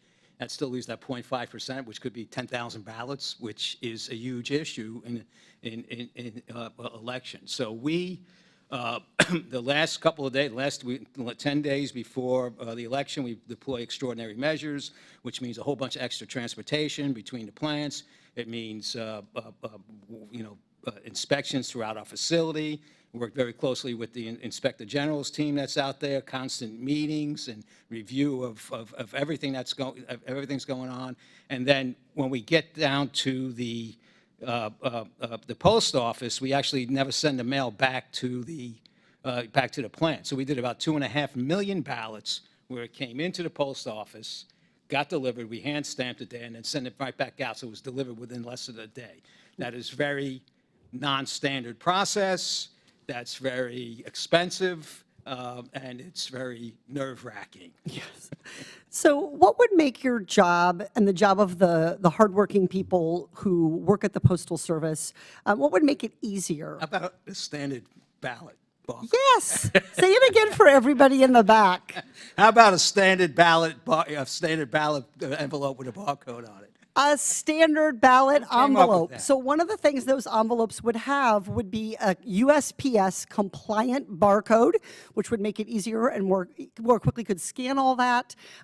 Having it clearly demarcated as a ballot, as official election mail, making sure the envelopes are not weird sizes, that the font isn't weird. All of those things slow down and add to the Postal Service burden. You have clearly are aware, Postmaster DeJoy, of my bill called the Vote by Mail Tracking Act. It passed out of this committee unanimously. It passed the House. It is now awaiting consideration in the Senate. And it's a bipartisan bill to make sure that all ballot envelopes meet these benchmarks. These design elements would really, really help make sure that we can get the election mail delivered efficiently and quickly. You support this bill? Yes, we provided the technical assistance in the design of the envelope and so forth, and we would support it. We think it's Yeah, so I really want to push the Senate to act on this bill in the remaining time.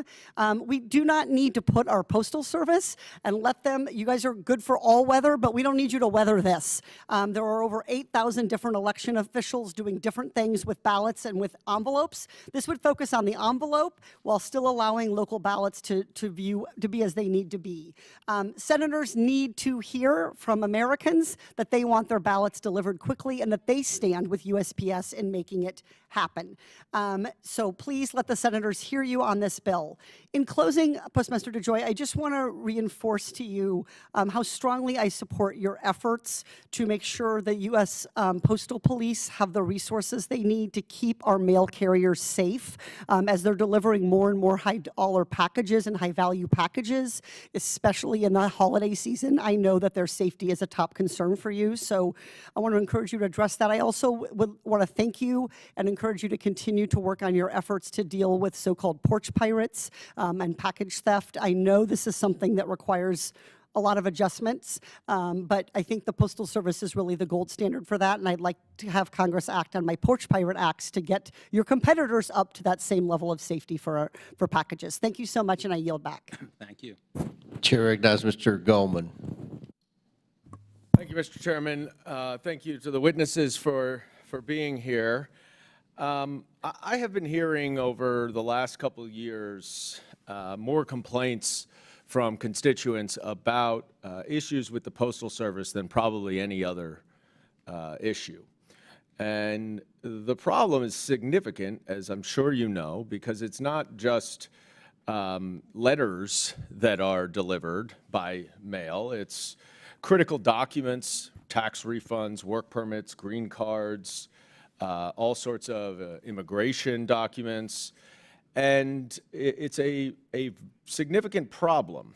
And I want to talk a little bit about that and see where we are. My office has worked on 100 cases, approximately 100 cases of lost or stolen mail that includes passports, work permits, green cards. We have 40 open or recently closed lost check cases that represents $3.8 million of stolen checks. We've been able to get about 700,000 back, but there are many checks that are stolen multiple times. I know this is a problem you are aware of, and I know that you're doing what you can, both on your side, Mr. DeJoy, and through the Inspector General's office. But I would point out that New York is ranked the highest out of any state in mail theft-related check fraud, and New York City is the worst metro for package theft in the United States, with $945 million in losses last year. Now, Ms. Hull, the Office of Inspector General does not regularly publicize the data on mail theft complaints submitted to the office. Can I get your commitment to audit my district, the 10th District of New York, and provide us with the information on where the investigations, any of the investigations have gone? We can definitely work with you and your staff on what we're doing in your district already. If there's a need to do some more audit work, we'll work with you all on that. We have a number of complaints in New York and have worked. I think we have about 125 open investigations related to mail theft right now in Manhattan, Brooklyn, and Queens. So we do a lot of work in New York, and we're happy to talk further about that. Thank you for that. I also sent a letter about 18 months ago in March of 2023 to you, Mr. DeJoy, urging the Postal Service to increase its attention on mail theft. I got a one-paragraph letter response from Government Relations, which referred my concerns to the Postal Inspection Service, and have heard nothing since that. Since you do also oversee the Postal Inspection Service, what more can I expect you to do on this issue? When was the date of that letter, sir? March 30th, 2023. Yeah, about that time, we rolled out Project Safe Delivery, which are a bunch of initiatives across the country, both in terms of visits into major cities like New York, where we team with local prosecutors and local police departments and do like a raid of the city to find mail-related theft, and we've that resulted in a lot of follow-on investigations and some arrests. We're implementing we have 80-year-old locks and keys. We're implementing new. Yes, that's a whole nother issue. We've gotten control over our key mechanisms. From the standpoint of, we used to have thousands of people control them. We're down to about 60 across the country, and we're instituting new locks, electronic smart locks, and then also dumb locks, which the digital mechanism is within the lock itself. Yeah. I think all these efforts are important. I mean, the problem is that the problem is getting worse, not better, and I don't know many more details about the project that you're describing, but this is an ongoing problem. And with the Delivering for America, where the service is getting worse and costs are going up and more mail is being stolen, you put it all together and it's not a very good outlook. And I fully expect to hear back from you and to coordinate with my staff and you, Ms. Hull, to determine what is going on with this mail theft and what we can do to curtail it. Thank you very much. I yield back. Chair now recognizes Ms. Budzinski from Illinois. Did I pronounce that right? You did. Thank you, Chairman. Thank you. Thank you, Chairman, and thank you, Ranking Member Raskin, for holding this important hearing and for giving me the opportunity to wave onto this committee for the hearing. I appreciate that. Postmaster General DeJoy and Inspector General Hull, thank you for being here and listening to the concerns that many of my colleagues are sharing regarding the recent proposed changes to the Postal Service. I represent Champaign and Springfield processing distribution centers in Illinois. Under your Delivering for America plan, both of these facilities would be downsized and consolidated into the St. Louis and Chicago distribution centers. This means my constituents' outgoing mail would have to travel hundreds of miles, additional miles, before even being sent out to their final destinations. With the current degree of service already substandard, these changes are just quite frankly unacceptable. This is even more concerning given the findings in Inspector General Hull's report following the implementation of these changes in Richmond, Virginia, which found that these changes, quote, contributed to a decrease in service performance for the Richmond region that continued 4 months after the launch. So my first question is to Postmaster General DeJoy. Can you promise my constituents in central Illinois that they will not see declines in on-time mail performance if there is a change in operation at the Champaign and Springfield distribution centers? And I'd really appreciate just a simple yes or no. They will not experience what we experienced in Richmond. So No, they will not. they will not experience what we experienced. Additional delays. Okay, that's encouraging. Postmaster General DeJoy, the Champaign Processing and Distribution Center also employs over 200 career and pre-career postal employees, and the Springfield Processing and Distribution Center employs over 170 workers. According to the Mail Processing Facility Review, there's expected to be a net loss of over 100 employees at the Champaign Processing and Distribution Center and over 30 at the Springfield Processing and Distribution Center. How are you ensuring that all of these employees are provided with other employment opportunities, given that there will be no processing and distribution centers in central Illinois following these changes? I don't, if you got that data out of a filing that we had, the intent of the plan, number one, is to also bring other type of, if we in fact make that move for those particular locations, we will be also driving package delivery business into that location. So our intent is that people will have jobs in those particular areas. If we will work with attrition. We have a lot of attrition in the Postal Service, and we'll work through attrition. And I also got to go back. Some of these locations we are evaluating with regard to the new 3661 we just filed, and they may or may not be continuing in that direction. That was a big study we did to try and get our hands around where do we get savings from. But I could follow up with you on that if that is if one of the cases. The people are going to be okay.